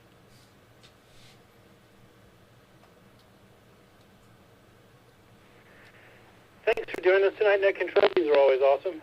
Appreciate the time. And I was going to do some witty banter about software-defined radio causing sleep loss. But I was so bummed that the topic wasn't animal-based meats, because all of my favorite meats are animal-based, that I was just going to do a PSA announcement, as my librarian wife just reminded me. I'll break. This librarian what? Wife. I'm in Forsyth County right here in Cumming, and all of the surrounding counties included. If you have a library card and a group of you want to meet who all just happen to be members at North Georgia GMRS, you can get a conference room if you have an active library card for free. So anyway, my wife reminded me of that from the earlier conversation, that if you don't want to rent a room at a restaurant, you can also go to the library. And with that, back to you, Net Control. Thanks for a great net. Did you hear that? He said great net. Yeah, he said we did a great net. He clearly wasn't paying attention. I'm not sure what he's listening to, but thank you for that. And that's a great suggestion. A conference room at a library would be an excellent location for a workshop and some hands-on training for something like Meshtastic. And I think that, that whole function is all about learning. And I think that's something that a library would embrace the concept of. This is an opportunity to bring folks together that have an interest in learning about something, and we're going to show them how to make it work. So, yeah, anybody that's interested in hosting such an event, whether you have the means to host the workshop yourself, or if you want to engage with Chattanooga 40 and the Chattanooga Amateur Radio Club, and have them come down and present.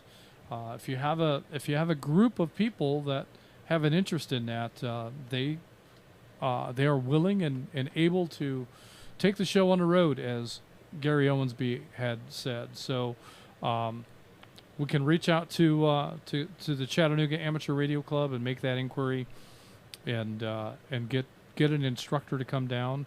And that's the key, is if we're going to do that, we need to find a space.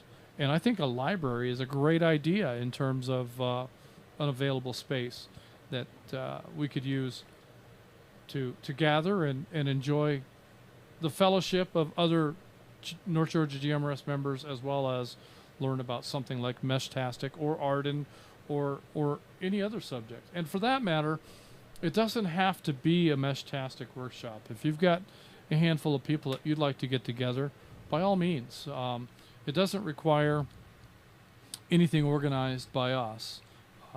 Just make the invitation, and if you can gather up a few friends and meet some people and just expand the family. And while you're at it, if you can help a handful of other potential radio enthusiasts become members of North Georgia GMRS, we're just a small distance away from record-setting membership levels. So I think that would be a great opportunity to kind of show the greater community that there's this cool thing in radio, because so many people have the connotation that radio is all a bunch of weird people, and some of us do a lot to kind of foster that image. This would be a great way. I wasn't talking about you, Mike, specifically, but since you reacted, well, you know. Guilty conscience. If the shoe fits, they say. There you go. But, you know, I think that we can demonstrate that we're just ordinary people here, and this is a cool thing. So, also, it is naturally a gateway to other radio hobbies.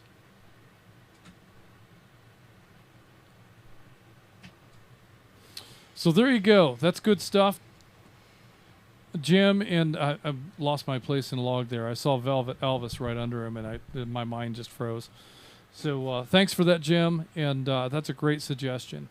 With that, let's continue on to Chattanooga 6-9. Ronnie, the Velvet Elvis, in Las Vegas, is in and out, as well as Chattanooga 7-0. Jana, also in Las Vegas, also in and out. That'll bring us next to Roosevelt 35. Bill in Rockwood is in and out. Noonan 120. Carmine in Fayetteville. Carmine, did you have any questions or comments for the net tonight?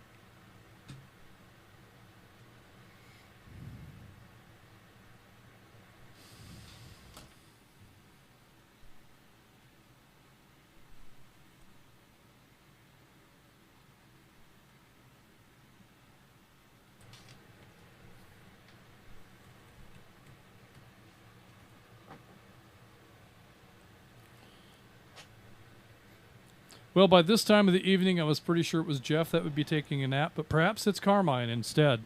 We're going to show Carmine as in and out, and I'm going to let Mike continue on with the roster. We've got a string of in and outs. Next we heard, well, we didn't hear, we saw on YouTube, Chattanooga 204, Steve and Ringgold was a YouTube. What do he sound like? He said Chattanooga 204, in and out. Then we had a Rome 27, Terry in Menlo was a YouTube check-in. We had guest check-in I can't read my own text. WRUJ 544 from Roanoke, Virginia. We had another YouTube check-in from WRQD 950. That's Donnie in Southwest Virginia, hanging out in the YouTube comments tonight. Next we heard Blue Ridge 64. Melissa, Side Salad, checking in on YouTube tonight. Atlanta 725, David from Canton was in and out. Then we had Atlanta 75, Harry in Marietta was also in and out. Atlanta 403, Bobby at the Vortex, in and out tonight. CW33, Tom in Bogart was in and out. A few more YouTube check-ins here. Next was Atlanta 598, Glenn in Ackworth. Then we read. I keep saying that. It's a habit. WSCX 422. That's Mike in Columbus, Georgia, tuning in on YouTube. WSDS818. That's Chris in Snellville hanging out on the YouTube channel. Next we actually heard Gainesville 44. Joe in Cleveland was in and out. And CW40, Robert in Nicholson was in and out. We heard Gainesville 58, Jonathan in Oakwood, in and out. We had Atlanta 263, Rogers in Dunwoody, hanging out on the YouTube channel tonight. And then we had we had Roosevelt 11, Bob in Kingston, Tennessee, in and out.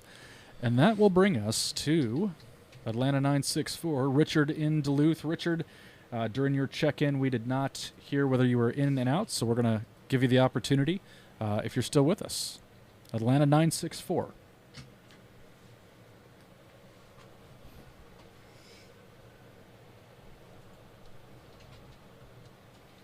WRMA 965, Atlanta 964. Just kind of listening in, doing some chores around the house. Really got nothing for the net tonight. Just hope everyone has a great weekend.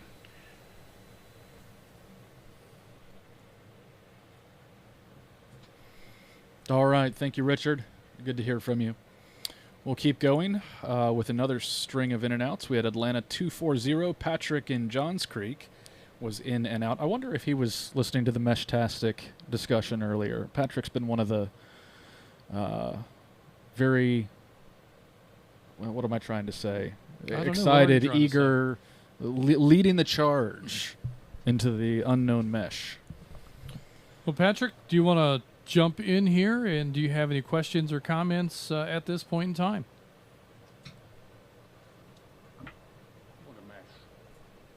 Well, I was listening.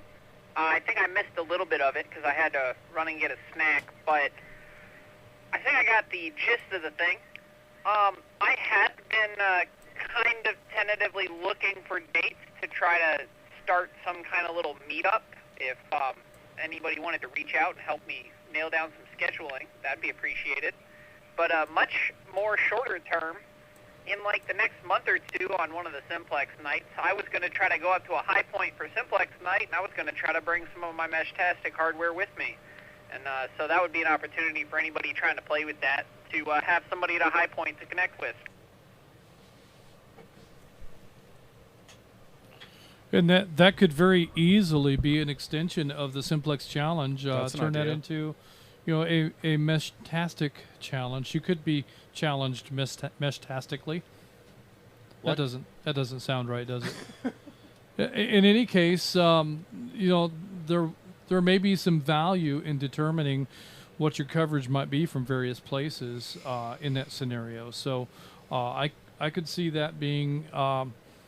I wouldn't say equally important to the Simplex challenge, but very close, because it's really all about communicating in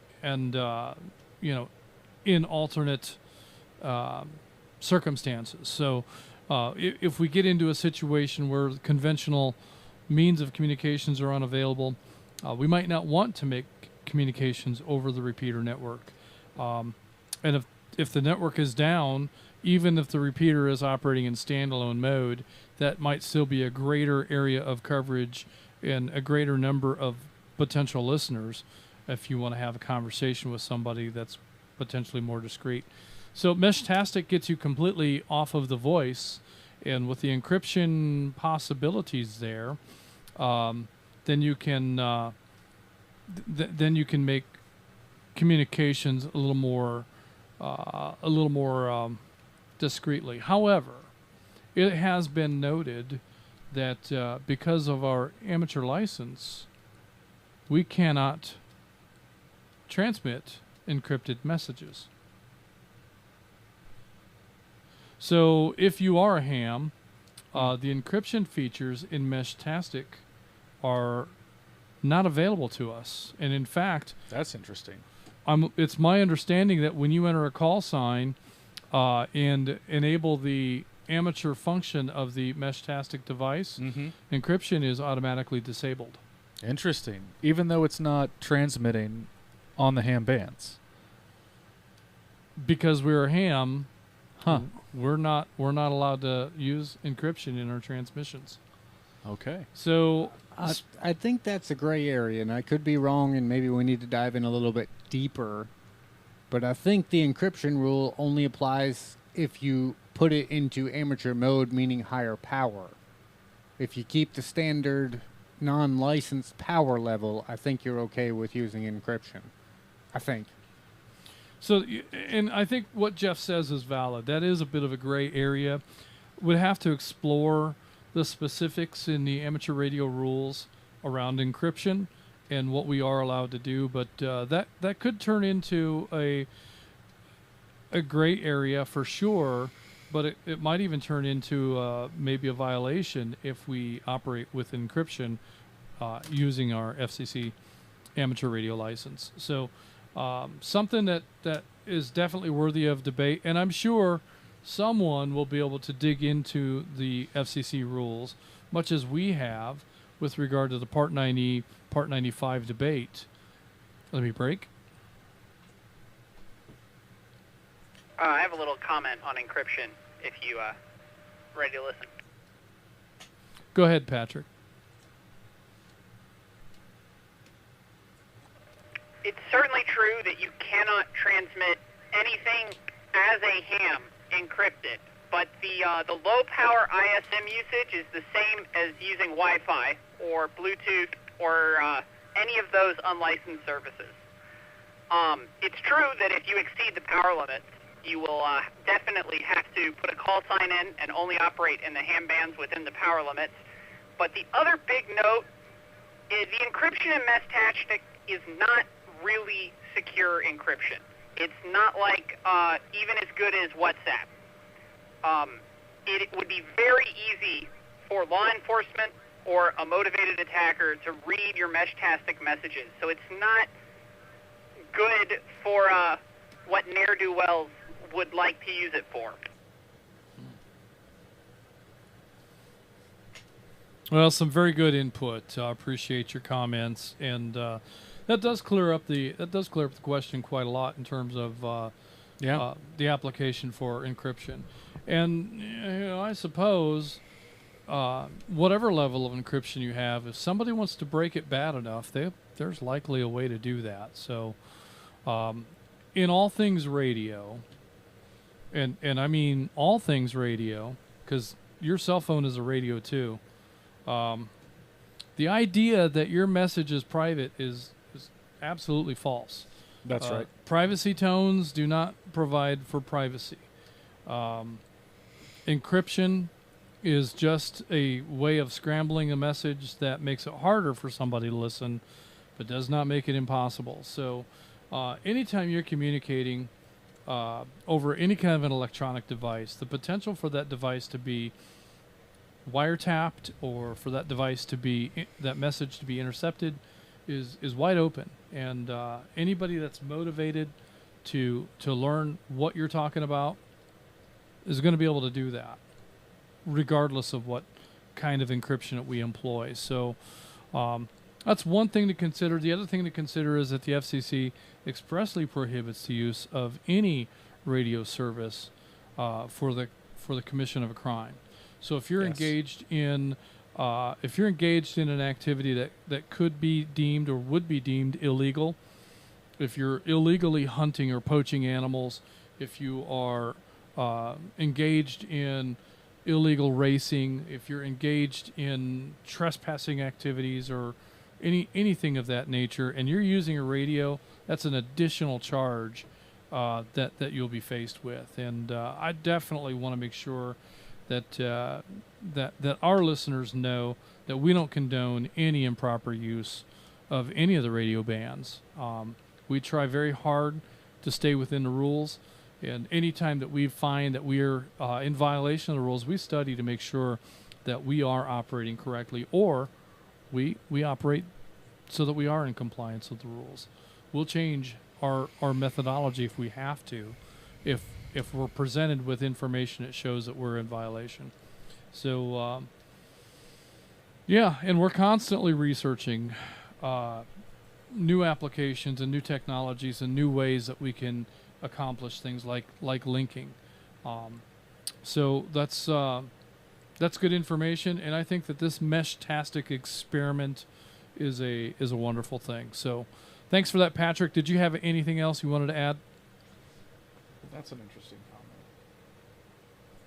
This is a little bit of a pivot, but we've been talking about Simplex and Mesh-tastic and radio coverage, and I just wanted to let everybody know, if you haven't checked it out yet, heywhatsthat.com is a line-of-sight calculator tool that is a lot easier to use than some of those advanced propagation maps, and it'll give you a really good idea of where to point your antennas and who might actually be able to hear you on Simplex nights. Are you looking that up, Mike? Yeah, I'm just pulling it up right now. I've seen this one before. What is the site called? It's heywhatsthat.com/profiler.html. It's the path profiler to create to generate a line between 2 points. Okay, so if you're following along on YouTube, we've got that up on screen right now. Mike's got that's just the main page. This is the map page, and it looks like you've got to enter coordinates, similar to, what's that other one that we like? Scatacore, yeah, that one. Okay, well, that's a great suggestion, and there you go. There's a little visual. Oh, just yeah. two random points. So that shows a lot of interference in terms of line of sight between those 2 points. Am I reading that correctly? Yeah. So those all of the black lines above the red line are obstacles. Yes, this it looks like a graph here at the top is essentially a mapping of your terrain, your elevation, and for UHF communications, VHF communications, to have a direct line of sight, you can't have your path being interrupted by terrain. That's not to say it's impossible, but you're going to have difficulties. But that one looks like it'd be pretty tough. Yeah. So, all right. Well, good stuff. Thank you for that, Patrick. And for those of you watching along on YouTube, there's a visual guide to that, and hopefully they can capture the URL out of that if we don't say it one more time. heywhatsthat.com/profiler.html. So there you go. All right. Well, we're going to move on at this point. So next on our list is Atlanta 355. Damon in Canton is in and out. Atlanta 532. Tom in Flowery Branch is in and out. Chattanooga 60. Jason in Hickson is probably at work tonight. He's in and out. Atlanta 622. Marvin in Covington is in and out. Atlanta 823. Frank in Marietta is in and out. Atlanta 770. James in Ackworth is in and out. Chattanooga 84. Jim in Hickson is a YouTube check-in tonight. Rome 36. Jeff in Silver City is in and out. Rome 12. Mark is a YouTube check-in tonight. WSDW299. Steve is a guest check-in on YouTube. He's a brand new GMRS user. Welcome to the world of GMRS communications and family-friendly radio. Glad to have you along. Next, we have Atlanta 469. William in Ackworth checking in on YouTube. Atlanta 255. Jennifer in Dawsonville is checking in on YouTube. Dallas 20. David in Southwest Paulding County is in and out tonight, and we're going to see if we can catch Atlanta 810.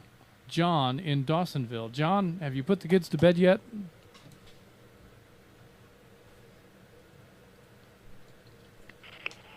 Well, good evening, Justin, Jeff, Mike, and the rest of the net. I am here. Can you hear me okay? You sound good, John. Go ahead.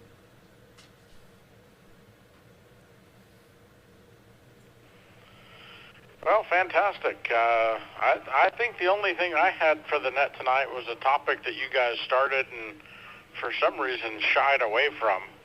And I'll call out that 19 and 13 is when Hellman's mayonnaise was created, and it says real mayonnaise on the jar. And then 1917, Duke's, also real mayonnaise, was invented. So knowing that there can't be two real mayonnaise, that would make Duke's the imposter, and Hellman's would be the official real mayonnaise. And something that I think most people would agree on, let me break, is many years later, 1933, something called Miracle Whip was invented, and it doesn't say anything about the real mayonnaise or real mayonnaise. So, yeah, there's that. 1913, Hellman's invented first.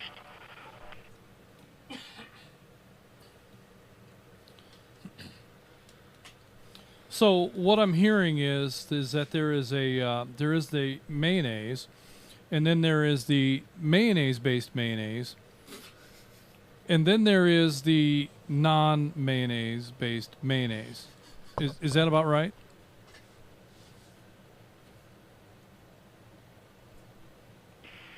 Yeah, so it would be like mayonnaise, and then mayonnaise based on a true story, and then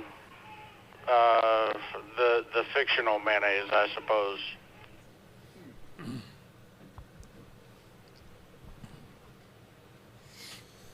All right. Well, I'm glad we were able to whip that topic into form. I see what you did there. It's going to create a buzz in the chat. There've been very passionate opinions. Dallas 20 says Dukes for the win, no contest. And then we had Jennifer, who prefers blue plate. Who knew that the choice of mayonnaise, mayo, Miracle Whip would be a hot topic? The topic. So I just want to know, which one of these mayonnaise, the Velveeta is based on, because obviously there's no cheese in that. I don't think there's cheese in Velveeta. Yeah. Dana's going to come at me later, but there's clearly no cheese. Cream cheese, maybe. Or was it Chuck? I forget which one of them said that. Yeah, all right. Well, that's good stuff, John. Did you have anything interesting that you wanted to talk about?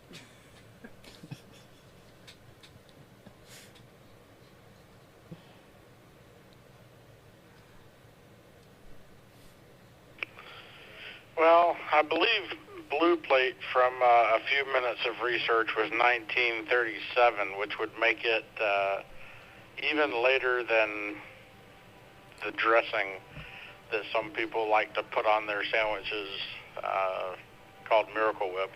As far as interesting goes, I guess mayonnaise is not an interesting conversation,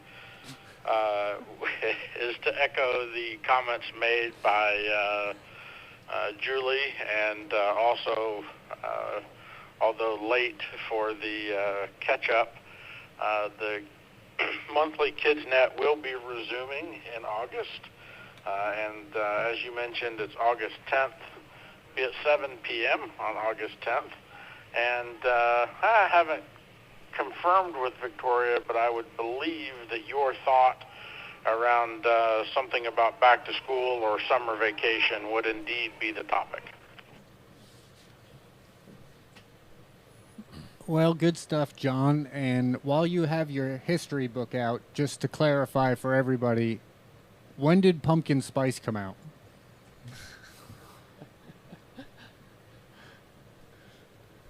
Well, I believe that would be 2022 when somebody deemed a certain Jeep pumpkin spice. Pumpkin spice into the world. Yeah, but I don't know when the first pumpkin spice flavored thing came out. Unlike Spam, and that'll get Gary Jr. turned up, unlike Spam, mayonnaise does not have a pumpkin spice flavor.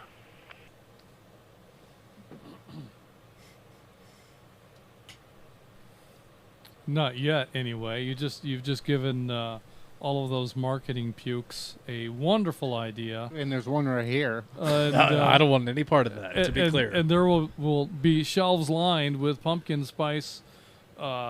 Most likely it would be, I would think, Miracle Whip. They would be the ones to commit that fraud. Fraud.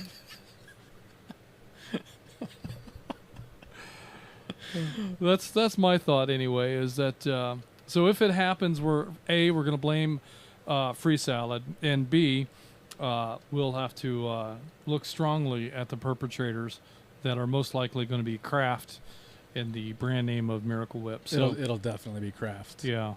So Mike's probably on the phone to them right now. Hey, I got a great idea. Pay me.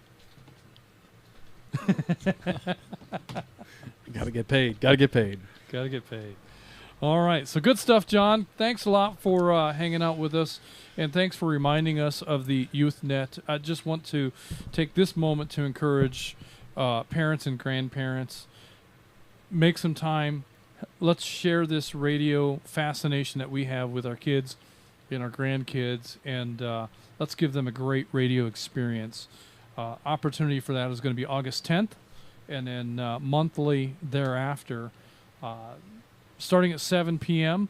And if you haven't heard the YouthNet, John and Victoria do a great job of presenting quality radio to our youngest radio operators, and it's a wonderful thing to hear. So I'm sure a lot of us are going to tune in and monitor the net, but if you can gather up the kids and get them on the air, that would be even better. So thanks for that, John. And with that, we're going to continue on. We have Atlanta 557 Ed in Kennesaw as a YouTube check-in tonight, as well as McDonough 45 Kai in McDonough, another YouTube check-in. And that is the end of the roster. So at this time, we're going to open up the air for any additional late check-ins, any questions or comments. If we skipped by you and you wanted to jump in here, now is your chance.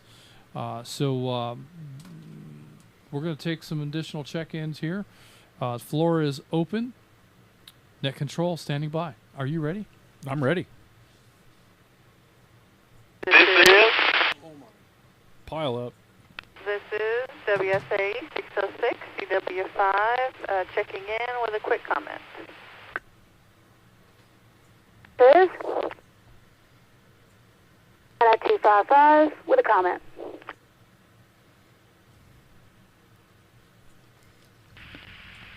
WRCR 952, McDonald 22, Tim in Starbridge, checking in.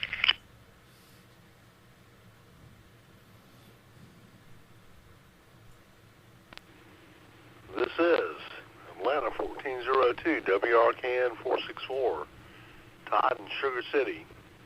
Check me in, guys. Not sure what the topic was, but I'll opine about something.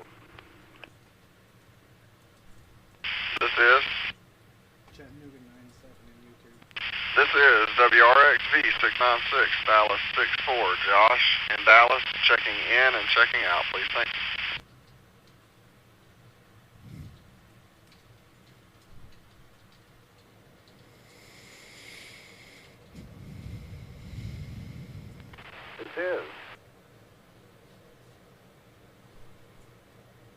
This is WRKA 361, Atlanta 710. Scott in Roswell, checking in and checking out.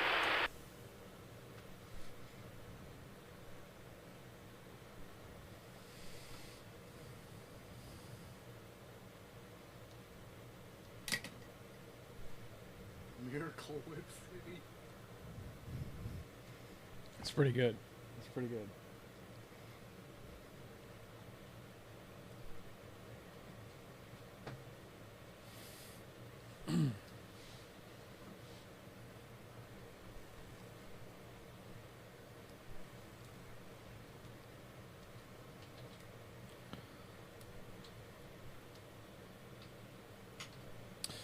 All right, let's go ahead and acknowledge this round. We did hear a comment request from Atlanta 255, Jennifer, so we've got you on the list here. We'll come to you here in a little bit. Let me go ahead and acknowledge what we have for check-ins. We had CW5 Cindy in Comer is in tonight. McDonough 22 Tim in Stockbridge is in tonight. Atlanta 1402 Todd from Miracle Whip City is in tonight. Chattanooga 97, is it Anthony or Tony?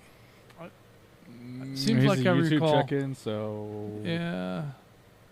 We've got him down as Anthony, is a YouTube check-in tonight. Dallas 64, Josh in Dallas is in and out. In Atlanta 710, Scott in Roswell is in and out. And just now appearing, we have Chattanooga 88, Christopher is a YouTube check-in from Dayton. We've got you in the log tonight. we did hear from Tony. Tony is what he prefers. Tony, all right. Good stuff. I've updated that in the log, Tony. All right, then. So with that, we're going to go back to CW5, Cindy in Comer. Cindy, do you have any questions or comments for the net tonight?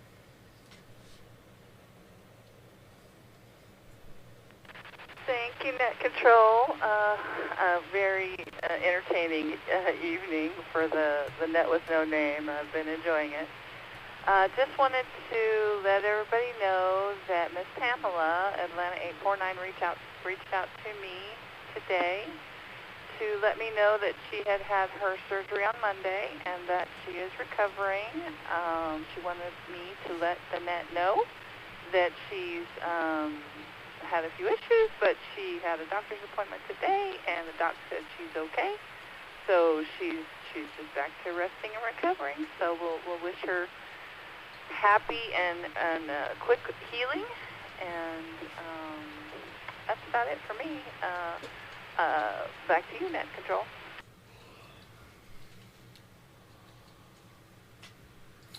Very good. Well, that is great news, Cindy. Thanks for sharing that with us. So Pamela had a surgical procedure on Monday. She had an appointment. Was that today? And got the doing good from the doctor. So that's good stuff. And hopefully the recovery will be quick, and she'll be back in action very soon. I appreciate you filling us in with that information. And just a quick question, just wondering if Derek has recovered from his coma.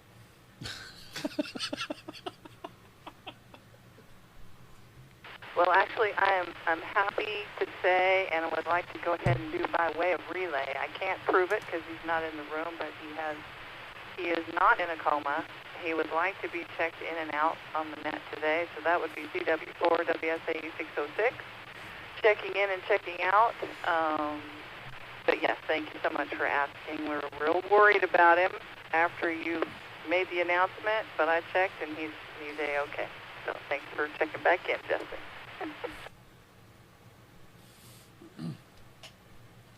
Very good stuff. And we've got Derek in the log, and just want to say thanks for playing along with that. You know, a slip of the tongue just turned into I don't know, a moderately funny joke, and that's kind of how I roll anyway.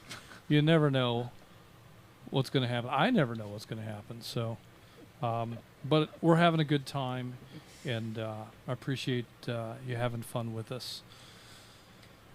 All right, then. With that, we're going to continue on with McDonough 22 Tim in Stockbridge. Tim, did you have a comment for the net?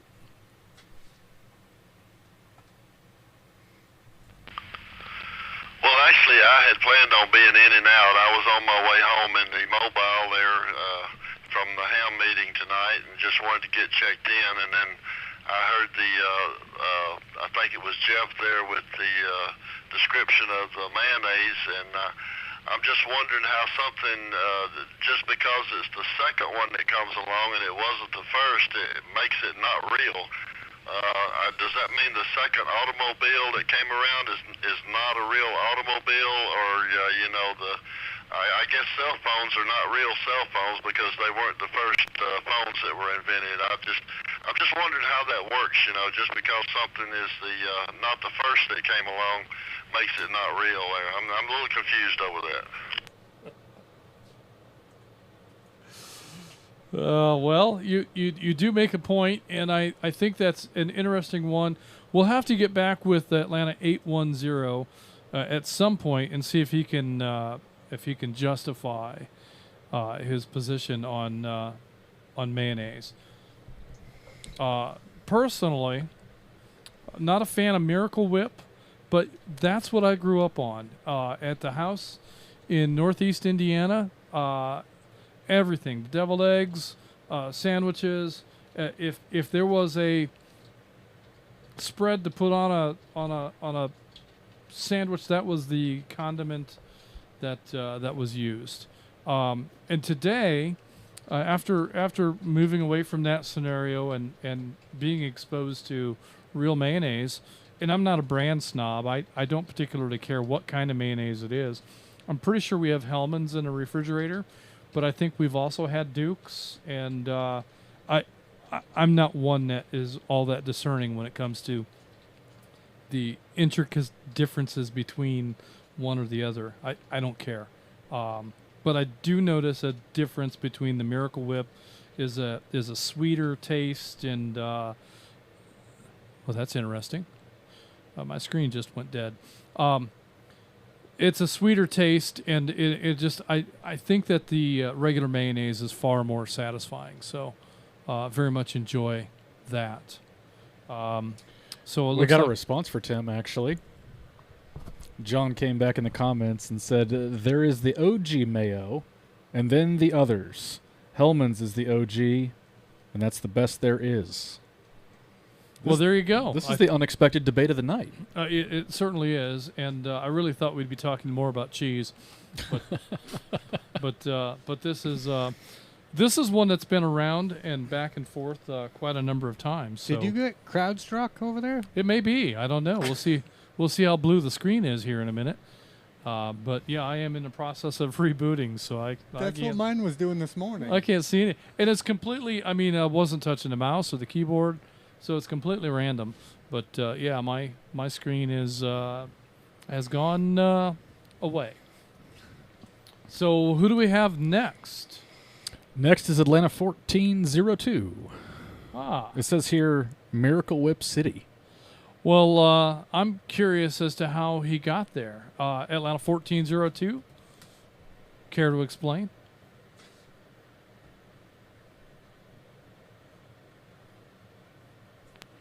Good evening, Net Control. I believe we have Justin, Jeff, and I believe Mike as well. Thanks for hosting the net. And I am not in Miracle Whip City, but I do have a little piece of advice about Miracle Whip and mayonnaise. Let me break. 1403 is a fan of Hellman's, and that's what we normally have in the in the pantry or in the fridge. And like Justin, I'm not really a mayonnaise snob, but Miracle Whip is the magic ingredient in Krista's award-winning deviled eggs that she's delivered to the Smith Family Barbecue on a couple of occasions. Back to you, Net Control.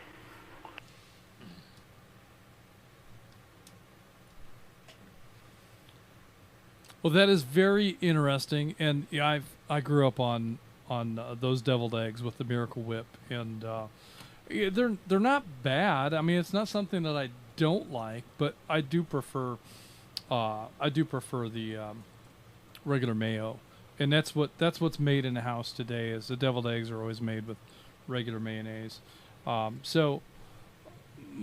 I mean, when's the last time you had a bad deviled egg? Really, I mean, regardless of how it's made.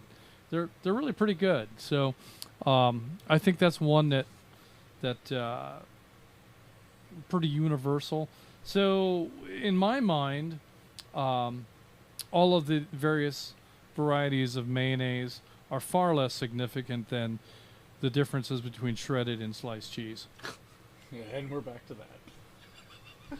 So with that in mind, Todd, I just wanted to ask you if you have been at the oven with the animal-based meat pizzas.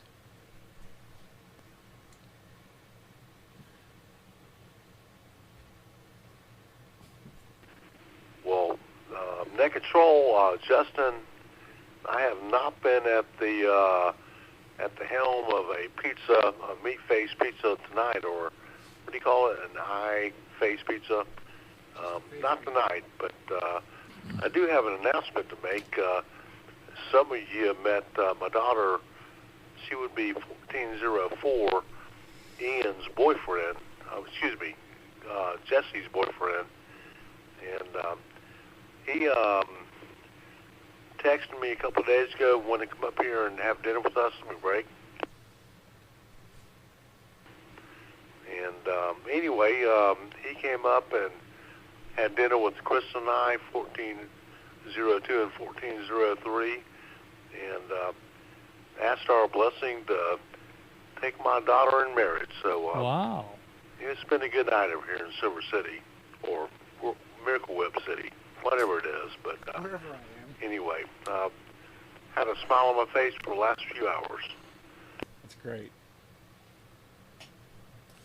Well, congratulations, Todd. That is great news. How exciting! Do we have a date? Do we have what's our plan here? We're gonna have this event at LL Farm and or Flagship. Or Flagship. Yeah. Which location will you choose? It's not really your choice. We all know that. But nonetheless, what have you got for us?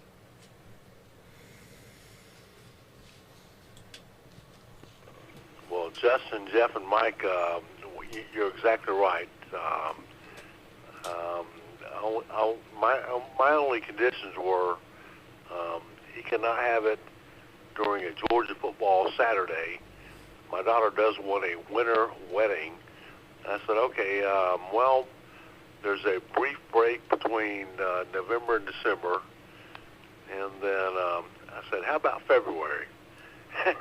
So we'll see how it goes. But it's going to be a minute. But man, that boy bought a big old rock for her. He does come from money. So anyway, we like him, and probably going to be about February of 26, maybe December 25. All right. Well, I like it, and I think everybody else is pleased to hear that announcement as well. Great news. So, yeah, that's great news.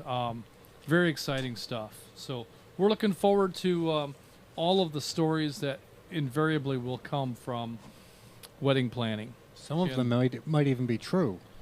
Yeah. Well, the truth is, somebody's got to start writing some checks. 1, 2, 3, not it. Yeah, I'm not it either. Yeah. Well, we've written enough checks that I think those days are gone, but who knows? In any case, congratulations, and that is fantastic news. I'm not sure that. I guess I could log in, but maybe it would make it doesn't seem like it's responding. Maybe it would make more sense if you got us to the end. Did you call? Did you talk to Jennifer yet? We've got a handful. He can't tell. Oh yeah, he can't see. He can't see. We've got a handful more check-ins. We'll go ahead and acknowledge. You got all the YouTube ones cleared out for me? Yeah, I think we're caught up on YouTube. All right. So we had Chattanooga 97 Tony in Ringgold checked in on YouTube. Dallas 64 Josh in Dallas was in and out. Atlanta 710 Scott in Roswell was in and out. And then we had Chattanooga 88. It's Christopher from Dayton was a YouTube check-in. CW4 Derek, that was a relay check-in. Derek, we're glad you've recovered from your coma. And CW41 Richard from Athens was a YouTube check-in. And then we had Atlanta 255 with a comment. So let's go to Jennifer. Jennifer, we'll take your comment now. Somebody let off. I'm not on it. Thanks for letting off the PTT, guys. It's Atlanta 255, WSAM 586. So Hellman's was 1913, Duke was 1917, and Blue Plate was 1927. I told you it well was passionate in before those Miracle comments. Whip.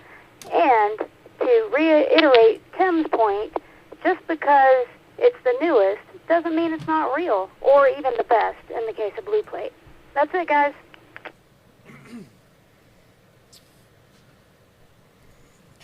Well, thank you for that, Jennifer. But I'm confused. I don't understand what that has to do with sliced cheese. Wait a minute.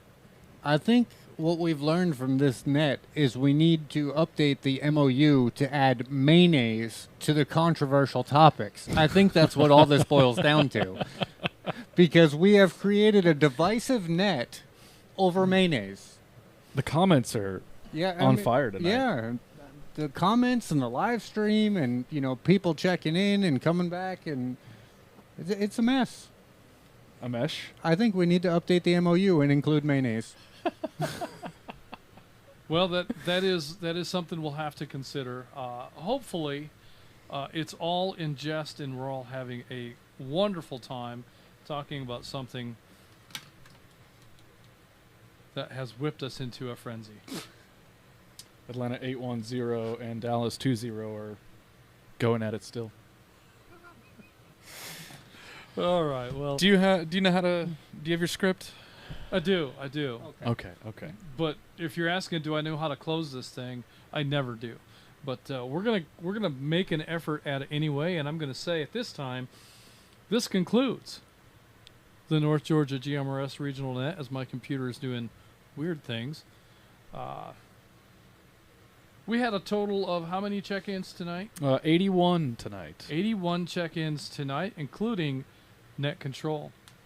At this time, net control will return the repeaters back to normal use. Everyone who signed in should sign out. Don't forget to like and subscribe. And remember, comments on the YouTube channel show engagement with the video and help the channel grow. Thank you for allowing us to serve as your net control this evening. Good night, everyone. This is Atlanta 946, WQYR 514. My name is Justin. And this is WRWM 344, Blue Ridge 63. My name is Mike. And Atlanta 750, WRMR 367. My name is Jeff. We are North Georgia GMRS. And we are clear. Good night, everybody. Good night. Good night.